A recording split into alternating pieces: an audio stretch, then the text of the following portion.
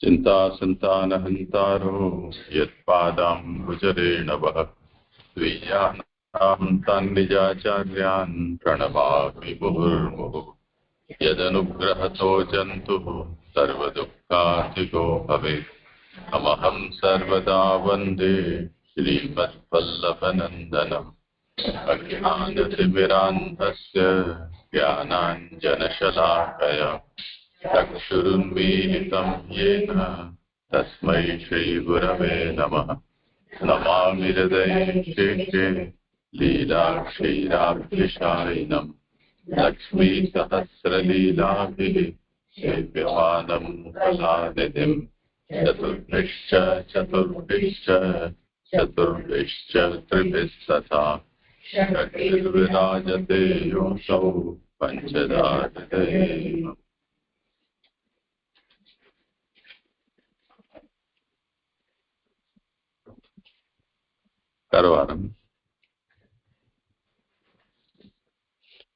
हाँ जी दंडवत प्रणाम। मारू निरूपण करवानुं छे 1 થી 3 श्लोकનું। આપણે ભાગવતજી 3જા સ્કંદ અંતર્ગત પહેલા અધ્યાયનું પારાયણ થયું 18 કારિકાઓનું। એની પહેલા ભાગવતાર્થ અંતર્ગત શાસ્ત્રનો અર્થ, સ્કંદનો અર્થ, સર્ગની વ્યાખ્યા, સર્ગના પ્રકારો, સૃષ્ટિના પ્રકારો, મુક્ત જીવોની ઉત્પત્તિ અને મુક્ત જીવને પ્રાપ્ત થતું ફલ, સૃષ્ટિનું પ્રયોજન અને પુરુષોત્તમ સહસ્ત્ર નામની સંગતિ, અધ્યાય 1નું પારાયણ અને ત્યારબાદ અધ્યાર્થ કર્યું। હવે શાસ્ત્રનો અર્થ આનંદરૂપ હરિની લીલા એ શ્રી ભાગવત શાસ્ત્રનો અર્થ છે। આનંદરૂપ ભગવાનની લીલા પણ આનંદરૂપ જ છે અને સર્વના દુઃખોને હરનારી છે। તેથી દુઃખનો નાશ કરનારી અને સુખ એટલે કે આનંદરૂપ ભગવાનની લીલા પોતે જ પુરુષાર્થ રૂપા છે એવો ભાગવત શાસ્ત્રનો અર્થ છે। શ્રીમદ ભાગવત ભગવદ રૂપ છે, તેથી પાઠ કરી તેનું ધારણ કરવાથી ભાગવતના સ્વરૂપથી ભગવાન જ ધારણ કરેલા જાણવા। હૃદયમાં રહેલા ભગવાન જે કાર્ય કરે છે તે આ પ્રમાણે ભાગવતના સ્વરૂપથી ધારણ કરેલા ભગવાન પણ કરે છે। જો તેનો અર્થ પણ સંપૂર્ણ જાણેલો હોય તો આવું ભગવદ રૂપ છે એવું જ્ઞાન ભક્તિના અંગરૂપ હોવાથી તેનાથી ભગવાનનું જ્ઞાન થાય છે અને તેથી ભગવાન ભક્તિ આપે છે। હવે પહેલા અધ્યાયનો શ્લોકનો પારાયણ હું પ્રારંભ કરું છું। તો પહેલા શ્લોકની ઉત્થાનિકા એવી રીતે પહેલાના એટલે કે બીજા સ્કંદના 10મા અધ્યાયના અંતે તે તમને કહી સાંભળો એવું કહ્યું। સર્ગના વિષયમાં વિદુરની કથા જ યોગ્ય છે એમ માનીને તે કથા લાવવા માટે સુખ પણ વિદુરે એવો પ્રશ્ન કરેલો એમ નીચેના શ્લોકથી આરંભી 2 શ્લોકથી કહે છે।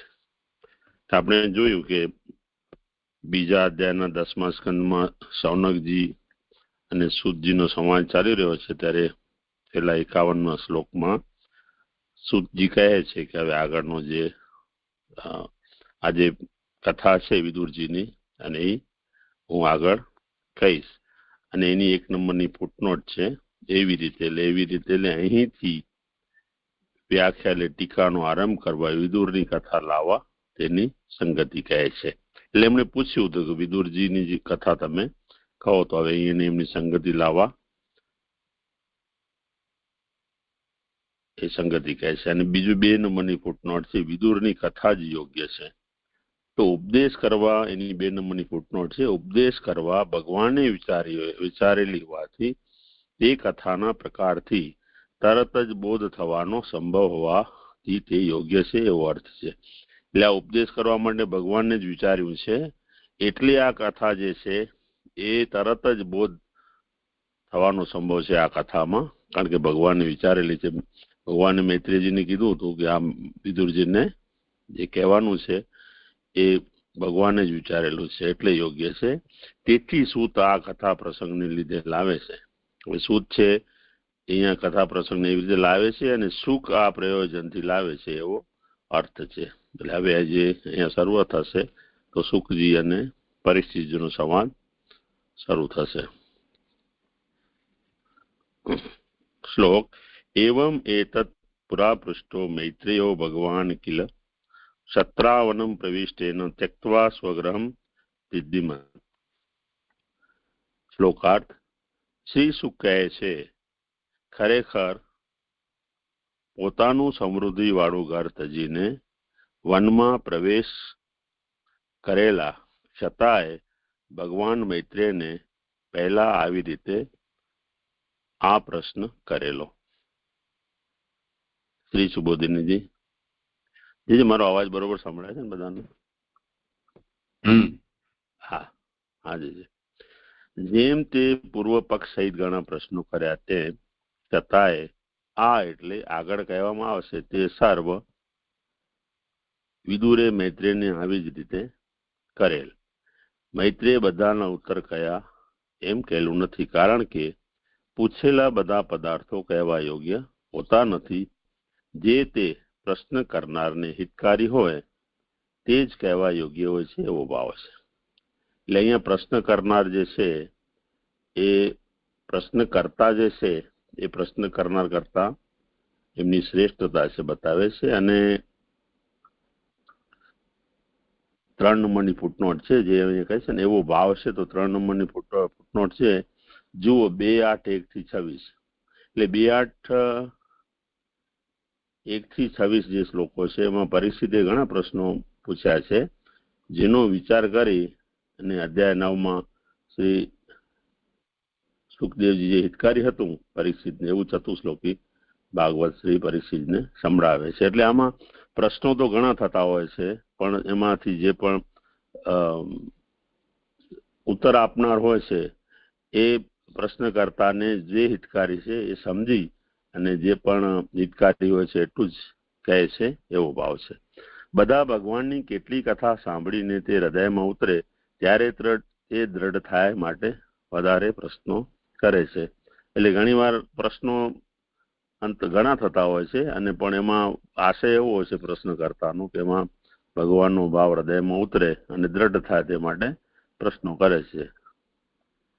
તેથી શ્રવણ કરનાર નો અર્થ સર્યો એમ કહેલું છે. તેમ ન હોય તો શંકાને લીધે ઘર તેજેલું હોય તે કહેવા યોગ્ય નથી. અહીંયા 4 નંબરની ફૂટનોટ છે. તે શંકા કરનાર, તો શંકા કરનાર વિદુરજીનો અર્થ સર્યો એમ કહેવું છે. તેમ ન હોય તો શંકાને લીધે ઘર તેજેલું હોય તે કહેવા યોગ્ય નથી.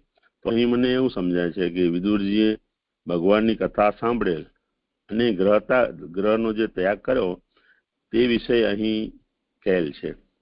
કથા શ્રવણ કર્યા પછી ગ્રહ ત્યાગ કર્યો જે ખરેખર સમજી વિચારીને એમણે ગ્રહ ત્યાગ કર્યો, એટલે અહીં કથા કહેવામાં આવી રહી છે. અન્યથા ઘર ત્યજવા બાબત જો શંકા રહે તો આ કથા અહીં કહેવા યોગ્ય નથી. એટલે અહીંયા જે કે છે ને એમનો શ્રવણ કરનારનો અર્થ સર્યો, તો એમણે જે સમજી વિચારીને જે પણ સાંભળ્યું એમાંથી એમને જે અર્થ સર્યો, એટલે એ એમનું જે કાર્ય હતું જે શ્રવણ કરવાનું એ શ્રેષ્ઠ હતું, એનાથી એમને આવી રીતે ઘર ત્યજ્યો છે. અને અહીંયા જો આ કથા કહે છે એમાં કઈ શંકા હોય તો પછી અહીંયા આ કથા કહેવા યોગ્ય જ નથી. આ શાસ્ત્રમાં ભગવાન પણ 2 પ્રકારનું છે, સદાનું અને ઉત્પન્ન થયેલું. તેમની ભગવાનની કૃપા જેમના પર હોય તેઓમાં ઉત્પન્ન થયેલું ભગવાન પણ છે. એટલે આમાં જે ગઈ વખતે કરાવેલું કે એમાં જે આ અનુવાદ થયો છે એમાં સદાનું જે છે એ છૂટી ગયું હતું. તત ભગવતી નિત્યમ, એટલે ભગવાનમાં નિત્ય હોય છે સદાનું. એટલે આમાં આટલો સુધારો જે કરાવેલો હતો. એટલે ભગવાન સદાનું છે એમાં તત ભગવતી નિત્યમ છે. અને ઉત્પન્ન થયેલું તેમની ભગવાનની કૃપા જેમના પર હોય તેમાં ઉત્પન્ન થયેલું ભગવાનપણું છે. તેને ઉપદેશ વગેરે કરવાનો અધિકાર છે અને તે ગુરુ જ્ઞાનવાળો છે વગેરે સિદ્ધ કરવા તેને આ જગતમાં ભગવાન કહે છે.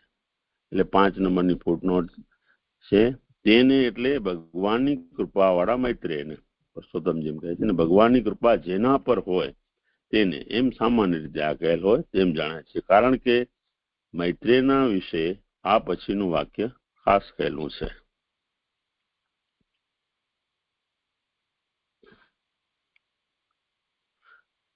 હવે આગળ હવે ગુરુ છે જ્ઞાનવાળો છે વગેરે સિદ્ધ કરવા તેની આ જગતમાં ભગવાન કહે છે. એટલે જે મૂળમાં પૂર્વાર્ધમાં કીધું છે મૈત્રેયો ભગવાન કી, એટલે એમને ભગવાન કેમ કહે છે તો કે એ જ્ઞાનવાળા છે, ગુરુ છે અને ઉપદેશ કરવા માટે અધિકારી છે. તેથી મૈત્રેયમાં પણ પ્રમેય અર્પણ કરવાનું સામર્થ્ય છે. તો અહીંયા જે મેં અહીંયા મૂળ જે પ્રત છે એમાં વાંચ્યું તો 12મા પેજમાં તો એમાં છે આ તો મૈત્રેય સ્થાય આપી પ્રમેય ઉચ્ચારણ સામર્થ્ય. આ જે પ્રમેય અર્પણ કરવાનું સામર્થ્ય અહીંયા જે લખ્યું છે અનુવાદમાં તો ત્યાં છે ને ઉચ્ચારણ છે એ સામર્થ્ય છે કે જેનું ઉચ્ચારણનું સામર્થ્ય છે. તો આ જે અર્પણ છે જે અહીંયા કર્યું છે બરોબર છે. મૂળમાં એવું અર્પણ નથી આવતું. મૂળમાં ઉચ્ચારણ નથી, સંચારણ છે. સંચારણ. અચ્છા, તો એ અર્પણ કરવાનું સામર્થ્ય એવું જ થાય ને જે અતો પ્રમેયસ્યાપી અતો મૈત્રેયસ્યાપી પ્રમેય સંચારણ સામર્થ્યાર્થમ સર્વસંદેહ વારણ સામર્થ્યાર્થં ચ ભગવત્વમ નિરૂપ્યતે. અહીંયા મૈત્રેયની ભગવત્તા એટલા માટે કહેવામાં આવી છે કે મૈત્રેયના અંદર પ્રમેયનું સંચારણ કરવાનું સામર્થ્ય આવે અને સર્વસંદેહનું વારણ કરવાનું પણ સામર્થ્ય આવે. આજે થઈ ગયું એટલે એમને ભગવાન કહેલા છે. બધા સંદેહ દૂર કરવાની શક્તિ છે એમ જાણવા તેને ભગવાન કહે છે. મૈત્રેય એટલે મિત્રાનો પુત્ર હોવાથી જન્મથી જ તે સર્વના ઉપર ઉપકાર કરનાર હોવાનું સૂચવેલ છે. એટલે આમાં જે માતાના સંબંધથી એમની જે ઓળખ થઈ રહી છે તો એમાં માતાનો જે ઉત્કર્ષ સમજાઈ શકે એમ છે. મિત્રાનો પુત્ર હોવાથી જન્મથી તે સર્વના ઉપર ઉપકાર કરનાર હોવાનું સૂચવેલ છે. એટલે એનાથી એમ સમજાય છે એમના માતા પણ એવા ઉપકાર બધા પર ઉપકાર કરવામાં એ ઉત્તમ હતા એમ. શ્લોકમાં તેના નામ પછી ભગવાન શબ્દ હોવાથી તેવા સર્વના મિત્ર હોવું તે દોષ નથી. એટલે ભગવાન બધાના મિત્ર એટલે કે સખા છે અને એ મિત્રપણાનો ભગવાનનો ગુણ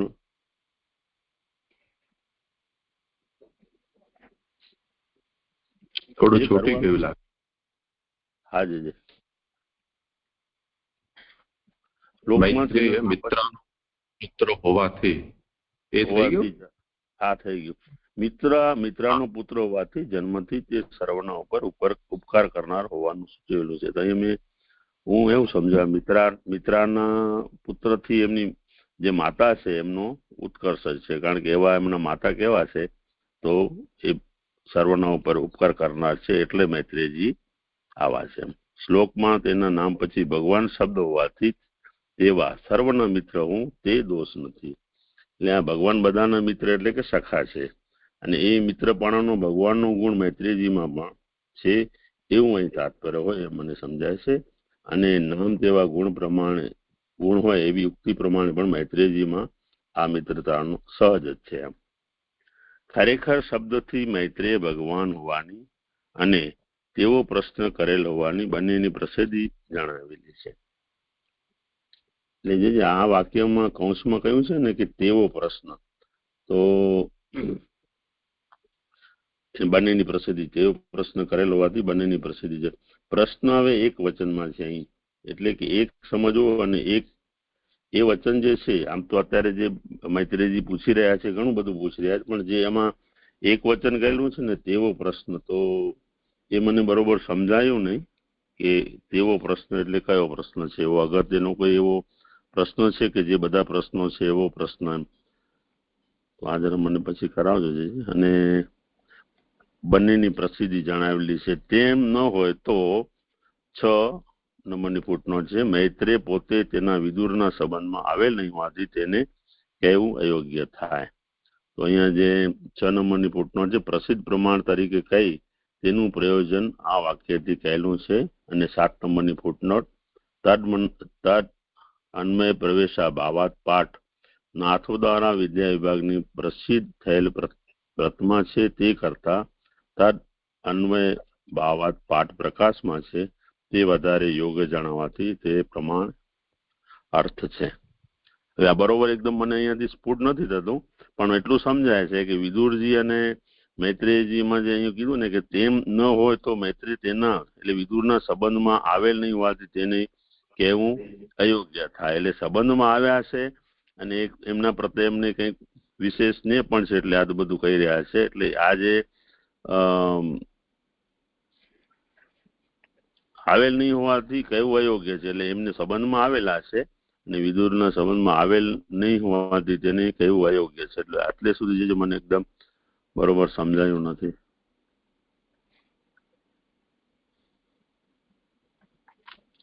એક તો આ જે પ્રશ્ન છે ને એક વચન,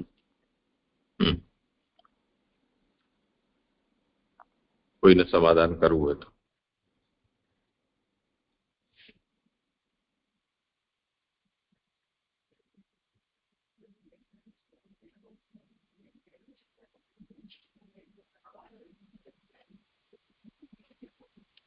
પૂર્વ અધ્યાયમાં આ વાત જયારે સમાપન થયું ત્યારે એ વાત આવી હતી ને કે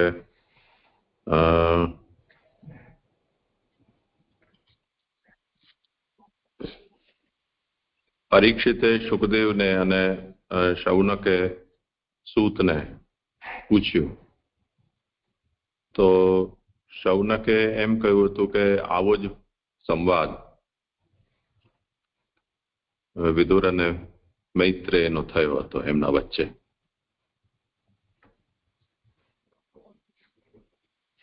તો હું તમને એ સંભળાવીશ. અને એમાં પરીક્ષિતે જે પૂછ્યું હતું શુકદેવને, તે અવસરમાં બીજા પણ ઘણા બધા ઋષિઓ દેવતાઓ એ પ્રવચન સાંભળવા માટે ઉપસ્થિત હતા. એમણે પણ કંઈક કંઈક પૂછ્યું હતું, પરંતુ એ પ્રશ્નોના ઉત્તર અહીંયા નહીં કહેવામાં આવે. રાજાએ જે પૂછ્યું છે કે ભલે એ પ્રશ્નનો જ ઉત્તર કહીશું. એટલે એ જ પ્રકારના પ્રશ્ન છે એ અહીંયા તમે પણ પૂછ્યા છે. તો એ જે પ્રશ્નોની પરંપરા છે એ બહુ પ્રસિદ્ધ છે.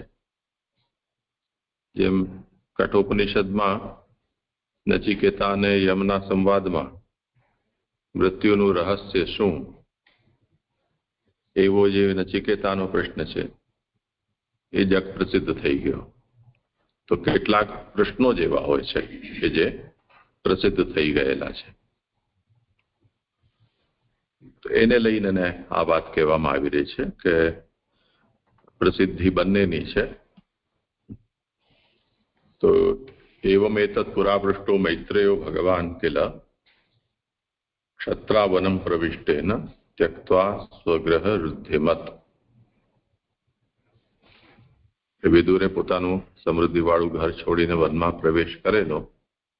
એણે ભગવાન એવા મૈત્રેયને પ્રથમ આ રીતે પ્રશ્ન કરેલો.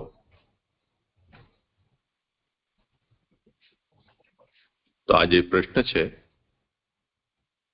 એની પ્રસિદ્ધિ આ અર્થમાં સૂચવેલી છે. તે જ રીતે પ્રશ્નકર્તાની પણ પ્રસિદ્ધિ સૂચવેલી છે.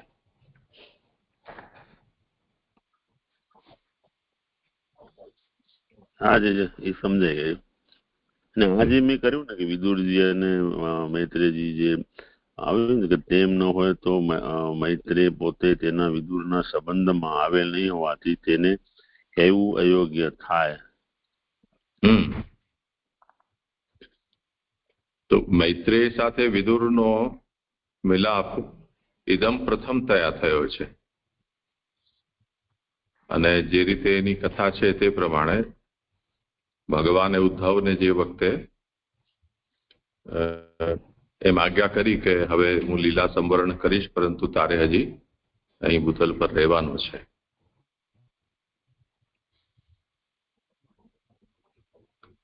તો તે વખતે જે સંવાદ થયો છે એ સંવાદનું મૈત્રેયને જ્ઞાન થયું છે. શાયદ તો ત્યાં હતા અથવા તો ઉદ્ધવ દ્વારા. પણ વિદુરજી સાથે મૈત્રેયનો આવી જાતનો કોઈ પરસ્પર પરિચય હોય કે સંબંધ હોય એવું પ્રસિદ્ધ નથી. તો એમ અચાનક અજાણ્યા વ્યક્તિને એની યોગ્યતાને જાણ્યા વગર કેવી રીતે કોઈ કંઈ પણ કહી શકે અને આવી રહસ્યની વાત કહી શકે, એ અભિપ્રાયથી આ કહ્યું છે. તો ખરેખર જે આમાં જે કિલપદ છે ને એના માટે આ કહેવામાં આવે છે કે પ્રશ્ન કરેલો હોવાની બંનેની પ્રસિદ્ધિ જણાવેલી છે. જો એવું ન હોય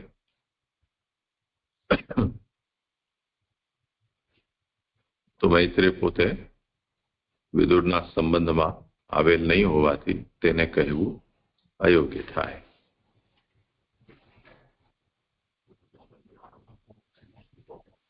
આજે સમજાયું બરોબર. હવે કરું છું આગળ. ક્ષતા એટલે સંપૂર્ણ રીતે જેણે ઇન્દ્રિયો ઉપર વિજય મેળવેલો છે તેવો અંતઃપુરનો અધ્યક્ષ. આ ક્ષતા જે વિશેષણ વાપર્યું છે એનું કહી રહ્યા છે કે જેણે સંપૂર્ણ રીતે જેણે ઇન્દ્રિયો ઉપર વિજય મેળવેલો છે તેવો અંતઃપુરનો અધ્યક્ષ. તેવો ન હોય તો નપુંસકને પણ અંતઃપુરનો અધ્યક્ષ કરવામાં આવે છે. એટલે વ્યવહાર પહેલાના વખતમાં જયારે રાજા રજવાડા હતા ત્યારે આ નપુંસક હોય એને જ અધ્યક્ષ બનાવવામાં આવે એવો નિયમ હતો. પણ વિદુરજી એવા હતા જેણે સંપૂર્ણ રીતે ઇન્દ્રિયો પર વિજય મેળવેલો એટલે એમને અંતઃપુરનો અધ્યક્ષ બનાવેલો. અને આ જે સંસ્કૃત ભાષાની ખૂબ લાક્ષણિકતા છે. આ ક્ષતા શબ્દથી, આ ક્ષતા શબ્દ અહીંયા પ્રયોજ્યો છે એનાથી વિદુરજીની જે એક ઉત્તમતા છે એ આટલા શબ્દથી જ મળે છે. આગળ પણ એક 14મા શ્લોકમાં મેં જોયું તો એમાં ક્ષતાનું અતિ વિશ્વાસુ કરીને વિશ્વાસપાત્ર એ પણ એનો અર્થ ત્યાં લીધો છે. એટલે આજે ઉત્તમતા છે ભાષાની. આ ક્ષતા શબ્દથી એવા ભાગવતજીમાં ઘણા બધા શબ્દો પ્રયોજાય છે જેની આજે હમણાં આપણે જોયું એ પ્રમાણે. તો ક્ષતા એટલે સંપૂર્ણ રીતે જેણે ઇન્દ્રિયો પર વિજય મેળવેલો છે તેવો અંતઃપુરનો અધ્યક્ષ. તેવો ન હોત તો નપુંસકને પણ અંતઃપુરનો અધ્યક્ષ કરવામાં આવે છે. તેથી ક્ષતા શબ્દથી વિદુરે ઇન્દ્રિયો ઉપર વિજય મેળવેલો છે એમ જણાવવા તેને ક્ષતા કહેલ છે. વનમાં પ્રવેશ કરેલા એટલે હવે ઉત્તરાર્ધમાં શ્લોકમાં આવે છે ક્ષત્રા વનમ પ્રવિષ્ટેન. તો વનમાં પ્રવેશ કરેલા વિશેષણથી તેવા ઇન્દ્રિયો ઉપર વિજય મેળવેલાને સર્વનો ત્યાગ કરીને વનમાં રહેવાનો અને પ્રશ્ન કરવાનો અધિકાર જણાવેલ, એટલે અધિકાર હોવાનું જણાવેલ છે. વન જ તેનું ઈચ્છેલું હોવાથી તે કર્મ બીજી વિભક્તિમાં છે. પ્ર ઉપસર્ગ છે તેની ત્યાં જ દેહનો ત્યાગ કરવાની ઈચ્છા દર્શાવે છે. એટલે આજે બીજી વિભક્તિમાં છે વનમ પ્રવિષ્ટેન, એટલે બીજી ઈચ્છેલું છે. વન જ એમને ઈચ્છેલું છે. અને પ્ર ઉપસર્ગથી તેને ત્યાં જ દેહનો ત્યાગ કરવાની ઈચ્છા દર્શાવેલી છે. આ પણ જે મને જે સ્ફુટ નથી થતું કે આ જે પ્ર ઉપસર્ગ છે એટલે પ્રવિષ્ટમાં છે, પરંતુ તેને પોતાના દેહનો ત્યાગ ત્યાં જ એટલે કે વનમાં કરવાની ઈચ્છા જે છે એ વાક્ય બરોબર સમજાતું નથી. વિષેત અને પ્રવિષેત હા હા બરોબર છે. એટલે વનમાં ગયા, વનમાં ઘૂસ્યા અને વનમાં સારી રીતે ઘૂસ્યા કે પૂર્ણ રીતે ઘૂસ્યા, પ્રકર્ષેણ વિષય. તો એનો અર્થ એ થયો કે જ્યારે ગયા તે વખતે એવું મન બનાવીને ગયા કે હવે અહીંથી જીવતા પાછું બહાર નથી જવું એમ. હા જે સમજાય એટલે વન જ ઈચ્છેલું હતું એમ આગે વન જ એમનું ઈચ્છેલું હોવાથી તે કર્મ બીજી વિભક્તિમાં છે. આજે જે થઈ ગયું સમજાઈ ગયું. જેનો ત્યાગ કરવાનો છે તેનું ઉત્તમપણું અધિકાર સૂચવનારું હોવાથી પોતાનું સમૃદ્ધિ વાળું ઘર, એટલે ઉત્તરાર્ધમાં શ્લોકમાં જે કીધું છે સ્વગ્રહમ વૃદ્ધિમત્તવ, તો એનું કહી રહ્યા છે કે પોતાનું જેનું હવે ત્યાગ કર્યું છે એનું ઉત્તમપણું છે અને એનું અધિકાર સૂચવવાથી આ જે પ્રયોજ્યો છે શબ્દો, પોતાનું સમૃદ્ધિ વાળું ઘર શબ્દો યોજેલ છે. ઘરમાં રહેવામાં દુઃખ ન હતું એમ જણાવવા એ શબ્દોથી તે બીજાને અધીન ન હતું અને તેમાં બધી સંપત્તિ હતી એમ જણાવેલું છે. કારણ કે ચિત્તના ઉદ્વેગથી કરવામાં આવે છે તે ધર્મ સાથે કરેલ હોવા છતાં પણ ફલ આપતું નથી. તો આ જે વચન છે આ સર્વગત વચન હોય એવું સમજાય છે કે કોઈ પણ કર્મ ચિત્તના ઉદ્વેગથી કરવામાં આવે તો તે ભલે ફલ તો આપતું નથી અને ભલે તે ધર્મ સહિત કરેલું કેમ ન હોય, પણ એ છે એવું કર્મ છે તે ક્યારે પણ ફલ આપતું નથી. અને જે ઘર છે એમનું એ સમૃદ્ધિ વાળું છે, કોઈને અધીન નથી, પોતાનું છે, સંપત્તિ હતી એટલે ઘરમાં બધી સંપત્તિ હતી છતાં એમણે જે તેજ્યું છે એ ઉદ્વેગથી નથી તેજ્યું એવું અહીં કહી રહ્યા છે. જે આ શ્લોક અહીંયા સંપન્ન ખાલી અહીંયા જે ભગવાન પણ કહ્યું ને ઉપરથી 8મી લીટીમાં, ભગવાન પણ 2 પ્રકારનું છે, એક સદાનું અને એક ઉત્પન્ન થયેલું. એમાં સુધરાવ્યું છે આપણે કે ભગવાનમાં નિત્ય, તો એ સદાનું સાથે લાગે છે કે ઉત્પન્ન થયેલું સાથે? એટલે આ વાક્ય સાથે નથી સમજાતું. મારામાં ઉત્પન્ન થયેલું સાથે લખ્યું હતું ને એટલે મારામાં ભૂલ કરું તો એને કેવી રીતે સમજવાનું? હા હમણાં કઈ કર્યું તો હતું વસંતભાઈ, સદાનું તત્ ભગવતી નિત્યમ, નિત્યમ કાર્યમાં જે છે તત્ ભગવતી નિત્યમ એટલે ભગવાનમાં અહીંયા જે આમાં છૂટી ગયું છે અનુવાદમાં જે જેવું કરાવેલું, અને સદાનું છે એટલે આ જે છે ભગવાનમાં નિત્ય છે એમ, એ સદાનું સાથે લખી દેવાનું છે સદાનું. ભગવાનમાં નિત્ય જે ઉત્પન્ન થયેલું ભગવાનની કૃપા એમાં એ નથી, સદાનું એટલે ભગવાનમાં નિત્ય એ રીતે છે. ભગવાન ભગવત 2 પ્રકારે હોય છે, એક નિત્ય અને કાર્ય. નિત્ય તો ભગવાનમાં જ હોય છે અને કાર્ય એટલે જેના ઉપર કૃપા કરે એમાં આવે. હા કરો. પ્રણામ છે. 1 મિનિટ. અહીંયા જે આવ્યું ને કે વનમાં પ્રવેશ કરેલા વિશેષણથી તેવાને સર્વનો ત્યાગ કરીને વનમાં રહેવાનો અને પ્રશ્ન કરવાનો અધિકાર, તો અહીંયા પ્રશ્ન કરવાનો અધિકાર વનમાં પ્રવેશ કરેલા ની સાથે એને કેવી રીતે જોડ્યું છે? એ મને ના એટલે સાત્વિક છે અથવા કેવી રીતે આ પ્રશ્ન કરવાનો અધિકાર જોડાયો એ ન ખબર પડી.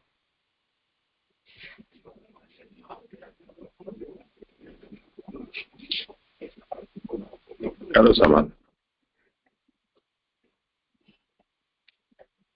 એટલે એ તો અમે અહીંયા જે રહેતા હતા અને પછી વનમાં પ્રવેશ કર્યો છે, તો એમણે જે વનમાં જયારે પ્રવેશ કર્યો છે એની પહેલા પણ જે વિદુરજી જેવી રીતે રહેતા હતા તો એ તો વૈરાગ્ય રીતે જેમનું જીવન જે હતું એમાં ભગવાનની ભક્તિ અને વૈરાગ્ય જ હતું. એટલે હવે જે આજે અહીંયા જે પ્રશ્ન કરવાનો અધિકાર છે એ એકદમ મને સ્ફૂટ નથી થતું, પણ આજે વનમાં પ્રવેશ જે કર્યો છે અને એવા જે ઉત્તમ છે વિદુરજી, કારણ કે ભગવાન પધાર્યા એમના જે આગળ આવશે કે આવા ઉત્તમ મહેલો છોડીને પણ ભગવાનને વિદુરજીના ત્યાં પધાર્યા, તો હવે વિદુરજી વિશે ભગવાનને એટલો બધો સ્નેહ છે અને આ જે પ્રશ્ન કરવાનો અધિકાર છે એ પણ મને જે એકદમ સ્ફુટ નથી થતું.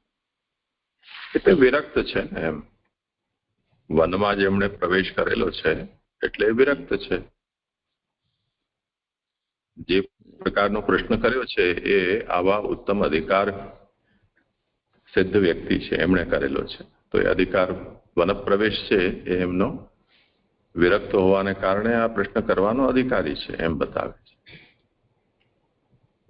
એવું સમજાય છે કે ઘરમાં આવા સમૃદ્ધિવાળા ઘરમાં રહેવા છતાં પણ એમને ઘર પણ વનની બાબત જીવ્યા છે, વૈરાગ્યથી જીવ્યા છે. આટલી સમૃદ્ધિવાળું ઘર છે એ છતાં જીવ્યા છે વૈરાગ્યથી. ભાજી જેના ઘર સામગ્રીમાં શું હતી? ભાજી. તો એવું ત્યારે એમનું જીવન એટલું વિરક્ત છે એવું આપણે સમજી શકીએ. આવા એ જુદો વિષય છે. અહીંયા તો ગ્રહ ત્યાગ જે છે એ એમનો વિરક્તિ નો અધિકાર સૂચવે છે. વૈરાગ્ય એમના અંદર છે હશે, પર અત્યારે તો એમનો જે પ્રશ્નના અધિકાર છે એ ગ્રહ ત્યાગમાં સૂચિત થાય છે.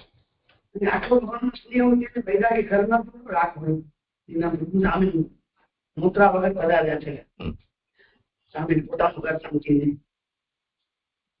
વૈરાગ્ય ત્યારે છે પણ અત્યારે પ્રસંગના લીધે આપણે ન કહી શકીએ. એનું જીવન જ વૈરાગ્ય એટલે વન જેવું જ હતું. જેમ ગોપીએ ઘરમાં વન કીધું એવી રીતે વિદુરજી જીવ્યા છે. એટલું પૂછવું છે કે આજે મૂળમાં ક્ષત્રા વનમ કહ્યું છે ને, તો ક્ષત્રા આવે કે ક્ષત્રા એ પૂછવું છે. કારણ કે અહીંયા મૂળમાં પણ સુબોધિની ક્ષત્રા કહ્યું છે. દ્વિતીય સ્કંદમાં પણ જે છેલ્લો શ્લોક છે ત્યાં વિદુરજી માટે ક્ષત્રા જ કહ્યું છે. તો અહીંયા ક્ષત્રા આવશે કે સુધારવાનું છે. એ જ મિનિંગ થાય છે ક્ષત્રાનો. દ્વિતીય વિભક્તિનો એ રૂપ છે.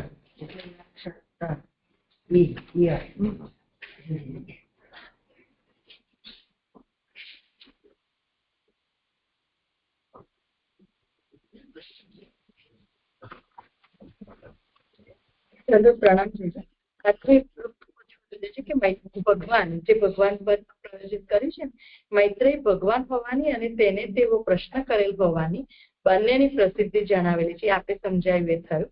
તેમ ન હોય તો મૈત્રેય પોતે તેના વિદુરના સંબંધમાં આવેલ નહીં હોવાથી તેને કેવું અયોગ્ય થાય. તો એ ભગવાન પદથી સમજવાનું છે કે ભગવાન મતલબ મૈત્રેયજીમાં એવો ભગવાનની કૃપાથી એવો ગુણ છે કે જાણી શકે છે કે આ વિદુરજી આટલા ઉત્તમ છે એટલે એમની સાનિધ્યથી કહી રહ્યા છે. એવું સમજી શકાય એમાં? એવું પૂછું ખાલી ભગવાન શબ્દથી. હા, કરો સમાધાન.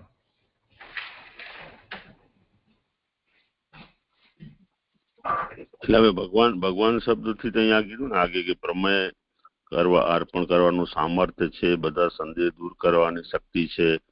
તો આવા મૈત્રેયજી છે એટલે મને એવી રીતે સમજાય છે કે મૈત્રેયજીમાં આવા બધા સામર્થ્ય છે અને ભગવાનના ગુણ તો છે. જે ઉત્પન્ન થયું છે ભગવાન પણ એમને અત્યારે જે પણ એમને કહેશે એ જે ઉત્પન્ન થયેલું ભગવાન પણ તો એમનામાં છે જ. અને પ્રમેય અર્પણ કરવાનું સામર્થ્ય છે એટલે તમે જે કહો છો તો એ પણ હોઈ શકે ને. ભગવાન પણ એમનામાં છે તો એ તો બધું જાણી શકે. એટલે વિદુરનું આટલું અધિકાર છે, આવો અધિકાર ઉત્તમ છે એવું જાણી ગયા એટલે જ વિદુરજીને એ કહી રહ્યા છે. એવું ભગવાન પદથી લઈ શકાય એટલો જ મારો પ્રશ્ન છે કે વિદુરજી સામે છે તો કોઈ વાર મળ્યા નથી તો કેમ બધું કહ્યું? તો એ જાણ્યા, એમને જાણ્યું કે એમનો અધિકાર છે એવું કહી શકાય ભગવાન પદથી? એવું હું પૂછી રહી છું. હા, તો મને તો એવું સમજાય છે હોઈ શકે. કારણ કે અત્યારે એમનામાં પણ આ ભગવાન પણ તો ઉત્પન્ન થયેલું છે જ. જે ભગવાનના સદાના ગુણ છે એ બને પણ અત્યારે આ ઉપદેશ પૂરતું તો એમનામાં ભગવાન પણ આવ્યું છે એટલે એ સામર્થ્ય જે છે તમે કહો છો કે એમનામાં વિદુરજીને જે ઉત્તમપણું જે વિદુરજીમાં છે એ તો જાણી ગયા છે એવું મને સમજાય છે. ઠીક છે.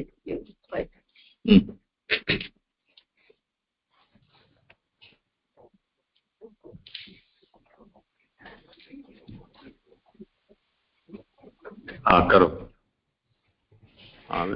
શ્લોક 2 ઉત્થાનિકા. જ્ઞાન માર્ગમાં જ ઘરનો ત્યાગ કરવો યોગ્ય છે, કારણ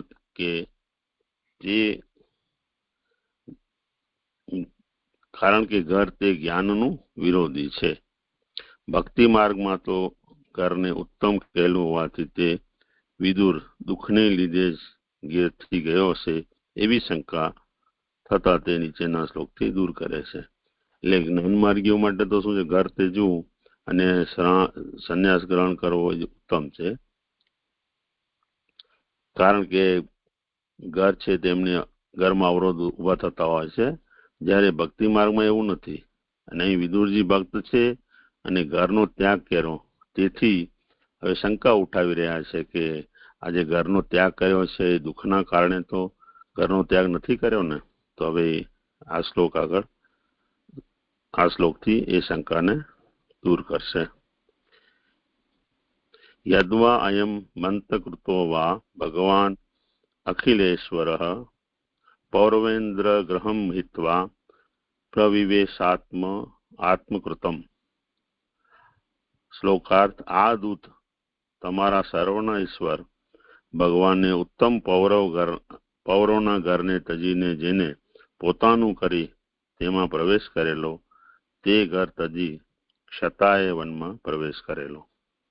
સુબોધિનીજી, જે વિદુરનું ઘર ભગવાનને પોતાનું કરેલું, લોકની માન્યતા પ્રમાણે ભગવાન વિદુરના ઘરને પોતાનું ઘર માનતા હતા, તેમાં પ્રવેશ કરેલો શબ્દથી એમ કહેલું છે કે માત્ર તેવી માન્યતા જ ન હતી, પરંતુ તે ભગવાનનું છે એવો વ્યવહાર પણ તેમાં કરેલો.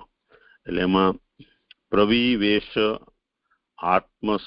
આત્મસાત્કૃતમ જે છે ઉત્તરાર્ધમાં શ્લોકમાં, તેનું કરી રહ્યા છે કે જે વ્યવહાર પણ એમણે એવો કરેલો. એટલે શ્લોક આજે ઉત્તરાર્ધમાં કહ્યું છે ને, પ્રવિવેશ આત્મસાત્કૃતમ, તેથી ભગવાને પણ વિદુરના ઘરને પોતાનું માનતા હતા, એનાથી સમજાય છે. ઉત્તમ પૌરવના ઘરને તજીને શબ્દોથી એમ જણાવેલું છે કે ત્યાં રહેવામાં બીજા પ્રયોજનો ન હતા.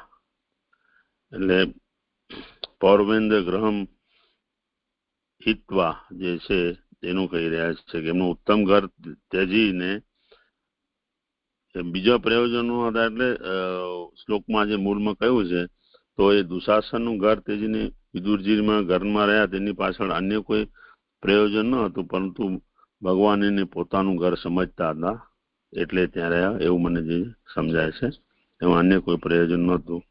ઇન્દ્રના ઘરથી પણ ઉત્તમ દુશાસનનું ઘર ભગવાનને રહેવા માટે હતું.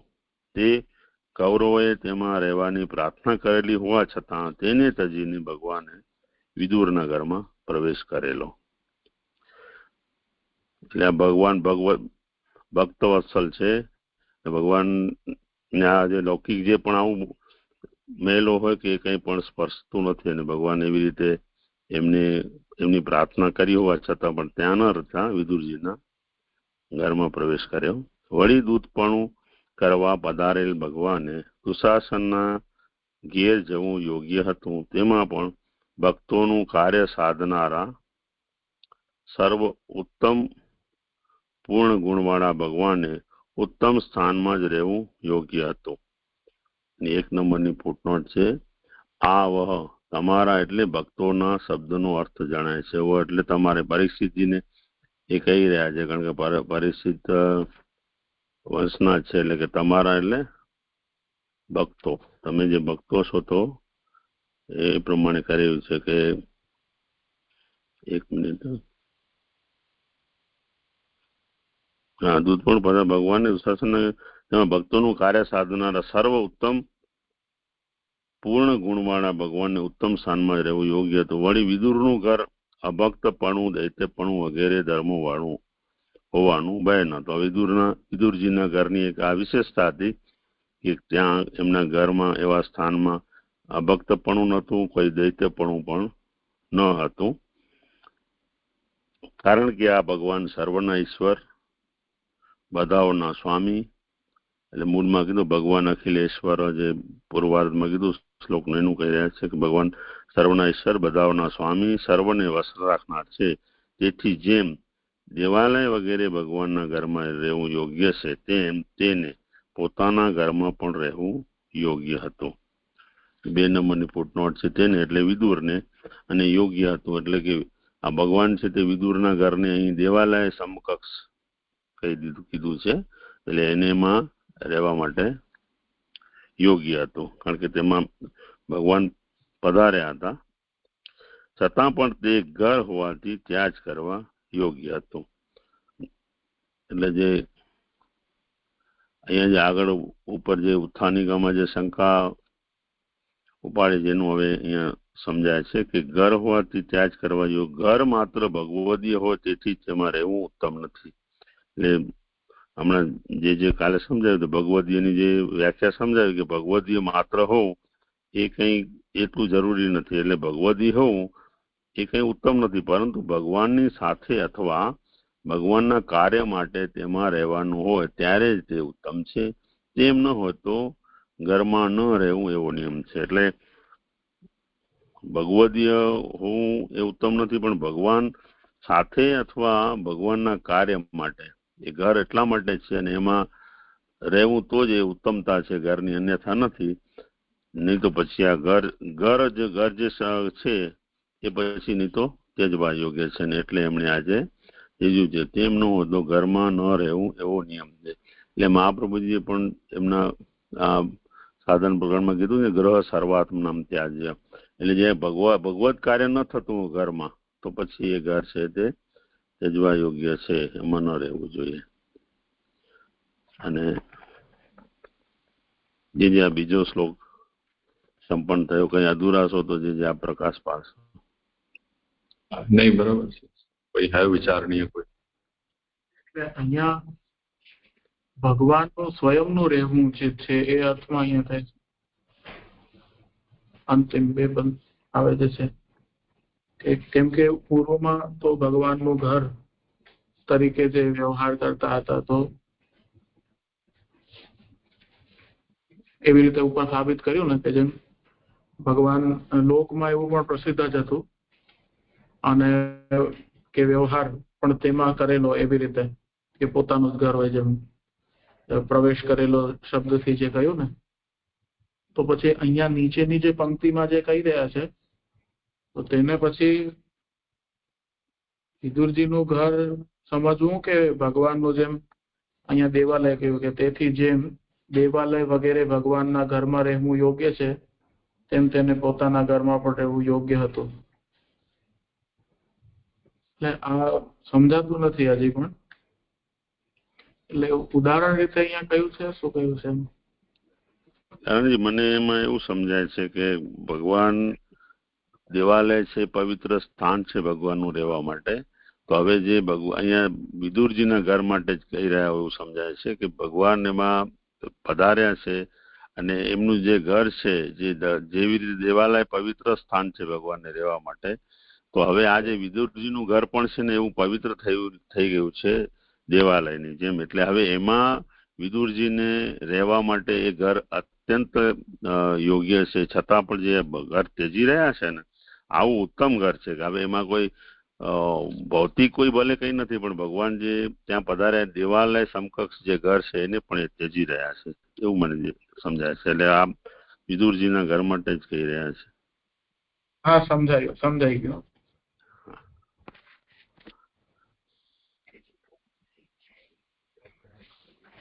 સુખદેવજી પરીક્ષિતને કહી રહ્યા છે કે તમારે ત્યાં ભગવાન તમારા તરફથી દૌત્ય કર્મ કરવા માટે પધાર્યા હતા કૌરવોને ત્યાં. તે વખતે વિદુરજીના ઘરને પોતાનું ઘર સમજીને ત્યાં બિરાજ્યા. એવું જે ઉત્તમ ઘર હતું એ ઉત્તમ ઘરનો પણ ઘર હોવાને કારણે વિદુરે ત્યાગ કર્યો, કેમ કે ઘર ભગવદીય છે, એટલે ભગવાન દ્વારા અંગીકૃત છે, ભગવાનને ઉત્તમ માનેલું છે, પોતાનું માનેલું છે. એટલા માત્રથી ઘરમાં રહેવું એ ઘરમાં રહેવા માટેનો ભક્તિ માર્ગીય દ્રષ્ટિકોણ નથી. જો ઘરમાં રહેવું તો ભગવત કાર્ય માટે, સ્વભગવત સેવા માટે રહેવું જોઈએ.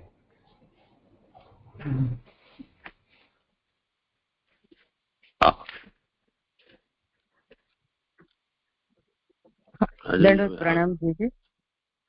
જીજી આ કૌરવ ને બદલે પૌરવ કેમ કહ્યું એને સમજાણું. પ્રણામ જીજી. આ પૂરું વંશના છે ને એ બધા પૌરવ જ છે એવું સમજાય છે મને તો. હા ઠીક છે. હા પ્રણામ.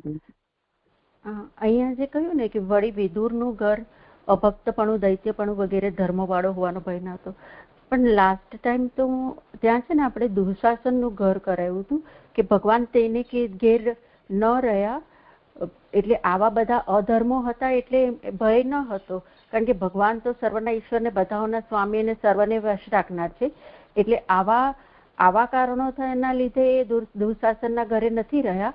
પણ કારણ કે વિદુરજી એમના ભક્ત છે અને ભક્તોનું કાર્ય સાધવા માટે આવ્યા છે એટલે એ વિદુરજીના ઘરે રહ્યા છે. એવા કોઈ અર્થથી ત્યાં વિદુરનું ઘર નહીં પણ દુશાસનનું ઘર એવી રીતે આપણે ચેન્જ કર્યું હતું. એ બરાબર છે જે છે અખિલેશ્વરનું કહ્યું આપણે અખિલેશ્વર છે તો દુશાસન ઉપર પણ ભગવાનનું ઘર છે ને, અખિલેશ્વરથી આપણે સમજાવ્યું છે કઈ વખત. અહીંયા એ જ તો કહી રહ્યા છે, એ જ વાત કહી રહ્યા છે.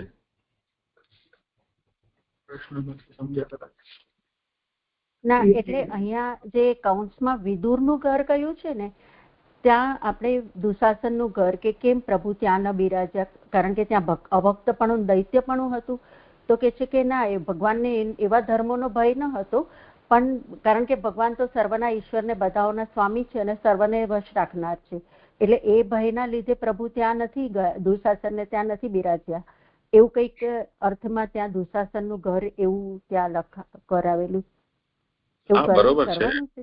એ માંગી રહ્યા છે કે અહીંયા પૌરવેન્દ્રના ઘરને છોડીને ભગવાન વિદુરના ઘરને પોતાનું ઘર માનીને બિરાજ્યા. તો ભગવાન કેવા છે કે જે અખિલેશ્વર છે, તો અખિલેશ્વર એવા ભગવાન, તો અખિલેશ્વર હોવાને કારણે બધાના ઘર ભગવાનના જ ઘર છે. તો કૌરવ લોકોએ જે ભગવાન દૂત તરીકે પધાર્યા ત્યારે એમની વ્યવસ્થા દુશાસનનું ઘર ખાલી કરાવ્યું હતું અને ત્યાં બિરાજવા માટેની વ્યવસ્થા કરી હતી. તો એ દૃષ્ટિથી જો આપણે વિચારીએ તો જેમ દ્વારકાના સામંત છે ભગવાન, પછી યુધિષ્ઠિરના દૂત છે, તો રાજદૂત તરીકે પધાર્યા છે. તો જે કંઈ પણ તે જમાનામાં રાજદૂતને જે ટ્રીટમેન્ટ આપવામાં આવતી હશે તે પ્રમાણે એ દુશાસનનું ઘર જ ભગવાનના બિરાજવા માટે ઉચિત હતું. એમાં કોઈ એમ કે નહીં એ દુશાસન ભક્ત ન હતો કે એ દૈત્ય હતો, એને કારણે ભગવાનને ત્યાં રોકાવું ઠીક નથી. તો અહીંયા ભગવાનને અખિલેશ્વર કહ્યા છે કે ભગવાન તો અખિલેશ્વર છે, એટલે તે દૃષ્ટિથી વિદુરનું ઘર હોય ચાહે દુશાસનનું હોય, ભગવાન માટે તો બધું પોતાનું જ છે.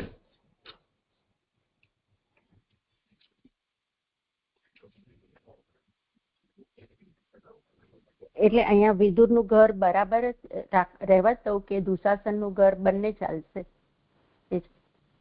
ને હવે તમે શું લખ્યું છે મને વાંચીને સંભળાવો તો જ ખબર પડે. ના બસ ખાલી વિદુરનું ઘર હતું ને એને છેકીને દુશાસનનું ઘર એવું કૌંસમાં જે લખેલું છે ને ત્યાં એટલું જ ચેન્જ કર્યું હતું, બાકી બધું એઝ ઇટ ઇઝ જ છે.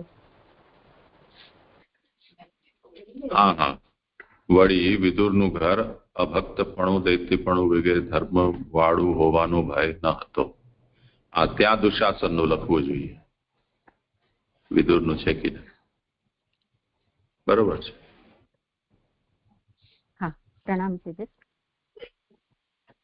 એટલે અહીંયા હવે બીજો પ્રશ્ન છે મારો, જે પહેલાનો હતો એનો કન્ટિન્યુએશન. પછી અહીંયા કેવી રીતે સમજવાનું કે વિદુરજીએ શું ઉદ્દેશ્યથી ત્યાગ કર્યો, એ પછી કેમ સમજવું એ આગળ આવશે. એટલે ભગવત સેવા આપે જે માગ્યા કરી એમાં એવું સમજમાં આવ્યું કે ઘરમાં રહેવું તે કેવલ ભગવત સેવા માટે જ રહેવું, અન્યથા ન રહેવું તે અહીંયા સમજવું. અને ભલે ઘર ભગવદીય હતું પણ વિદુર સેવા કરવા સમર્થ ન હોવાથી તેમણે ગ્રહ ત્યાગ કર્યો. એટલે એવી રીતે આને સમજવું જોઈએ કે કોઈ બીજી રીતે? પ્રણામ. મને પણ આ પ્રશ્ન છે કે દુશાસનનું ઘર આપણે લખીશું તો પછીનું વાક્ય કઈ રીતે એની જોડે ગોઠવાશે? પ્રણામ. એટલે આમાં જે મને એવું સમજાય છે કે દુશાસનનું ઘર તે અભક્તપણું, દૈત્યપણું વગેરે ધર્મ વાળું હોવાનું ભય નતું. કારણ કે દુશાસનના ઘરમાં છે અભક્તપણું ને દૈત્યપણું તો સહજ રીતે હોય જ. અને આજે ઘર હતું વિદુરજીનું તો એમાં આવું કઈ હતું જ નહીં, પણ દુશાસનના ઘરમાં તો અભક્તપણું, દૈત્યપણું તો છે જ. તેમ છતાં પણ એનો ભય ભગવાનને નથી, કેમ કે ભગવાન તો ખાલી વિદુરજીના જ સ્વામી નથી, એ સર્વેશ્વર છે. હા, એટલે ભય ન હતો, એવું ધર્મ વાળું હોવાનો ભય ન હતો, ભગવાનને ભય ન હતો એમ. હા, એટલે ત્યાં દુશાસન જ આવશે, વિદુર નહીં આવે. હા હા. જે પ્રણામ પછી કેવી રીતે તેથી જેમ દેવાલય વગેરે ભગવાનના ઘરમાં રહેવું યોગ્ય છે તેમ તેને પોતાના ઘરમાં પણ રહેવું યોગ્ય હતું. તો અહીંયા તો આપણે વિદુરજી સમજ્યા તેથી જેમ હા, તો એ કેવી રીતે જ ગોઠવાશે છે? રામજી નથી સમજાતું. હા, તો હવે તો વિદુરજીની વાત આવી ગઈ ને. એટલે પહેલા દુશાસન ને પછી વિદુરજી જોડી દેવાનું એવું છે. તેમ તેને એટલે વિદુરને. હા હા હા, એટલે અડધુંથી વાક્ય છે. નહીં, તેને ઉપર પુરુષોત્તમજીએ ખુલાસો કરે છે. હા હા હા, વિદુરજી કીધેલું. હા બેટા, પ્રણામ.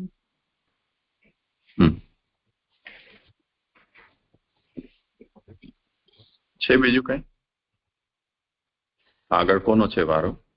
જે મારો છે ત્રીજો શ્લોક મારે કરવાનો છે. હા, બોલ. એક મિનિટ.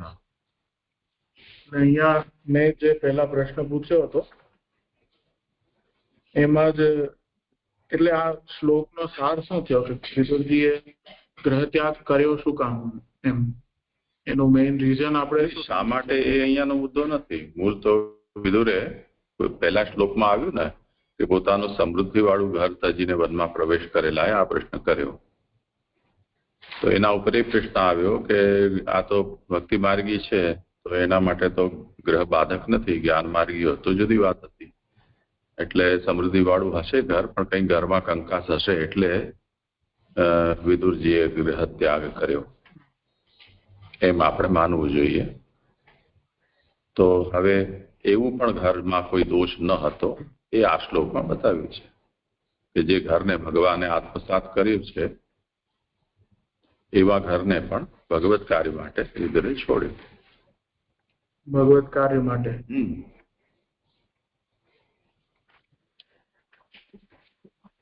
એવું લાગ્યું કે નહીં જ થાય કારણ દુશાસન વાળા થઈ ગયા છે.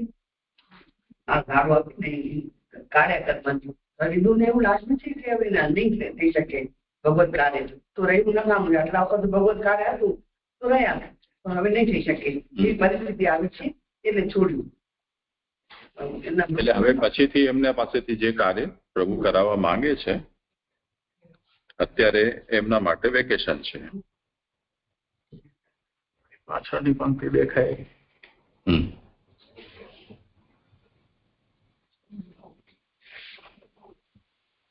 હા જી, ધન્યવાદ, પ્રણામ.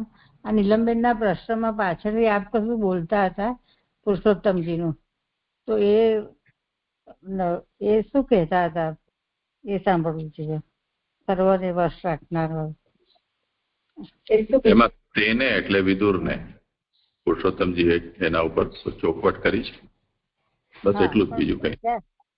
ત્યાર પછી પણ આ પુરુષોત્તમજીનું કંઈક કહેતા હતા, વાક્ય બોલતા હતા. ઇન્ટરનેટ સ્લો હશે ને એટલે પાછળ થોડી 2-3 સેકન્ડ પછી સંભળાયું હશે. હું કઈ બોલ્યો નથી. જી જી જી. જે પ્રણામ, હજુ આ નથી સમજાતું બેટા. આપે દુશાસનનું કરાવ્યું તો પછી દુશાસનનું ઘર અભક્તપણું, દૈત્યપણું વગેરે ધર્મવાળું હોવાનો ભય ન હતો, એવું કેવી રીતે જોડાય? કેમ કે ભગવાન બધાના ઈશ્વર છે, તો દૈત્યના પણ ઈશ્વર છે, એટલે ભગવાનને દૈત્યના ઘરમાં રહેવામાં કોઈ પ્રોબ્લેમ નથી. હાજી હાજી. એટલે મેં કહ્યું વિદુરનું ઘર એવું હોય એમ, દુશાસનનું ઘર કઈ રીતે એવું હોય, પણ એટલે આવું હોય તો હાજી થયું. પ્રણામ.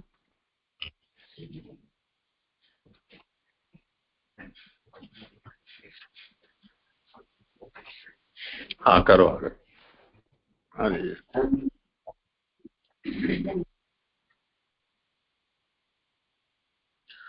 પરીક્ષિતે પ્રશ્ન કર્યો ત્યારે તો તે પ્રશ્નનો ઉત્તર આપવો જોઈએ, પરંતુ તે વિષયમાં બીજાનું વચન કહેવું ન જોઈએ એવી શંકા થાય. તેથી તે મૈત્રેય અને વિદુરના સંવાદના સંબંધવાળા દેશ અને કાલ ઉત્તમ હશે એમ વિચારી પરીક્ષિત તે બેના સંબંધી નીચેના શ્લોકમાં કહે છે. અત્યારે અહીંયા મને એવું સમજાય છે કે જે પરીક્ષિતે જે પ્રશ્ન કર્યો છે, તો હવે અહીંયા જે મૈત્રેયજી અને વિદુરનો સંવાદ લાવવાનો છે, તો એ કે એ વચન કહેવું ન જોઈએ. આજે વિષય જે છે,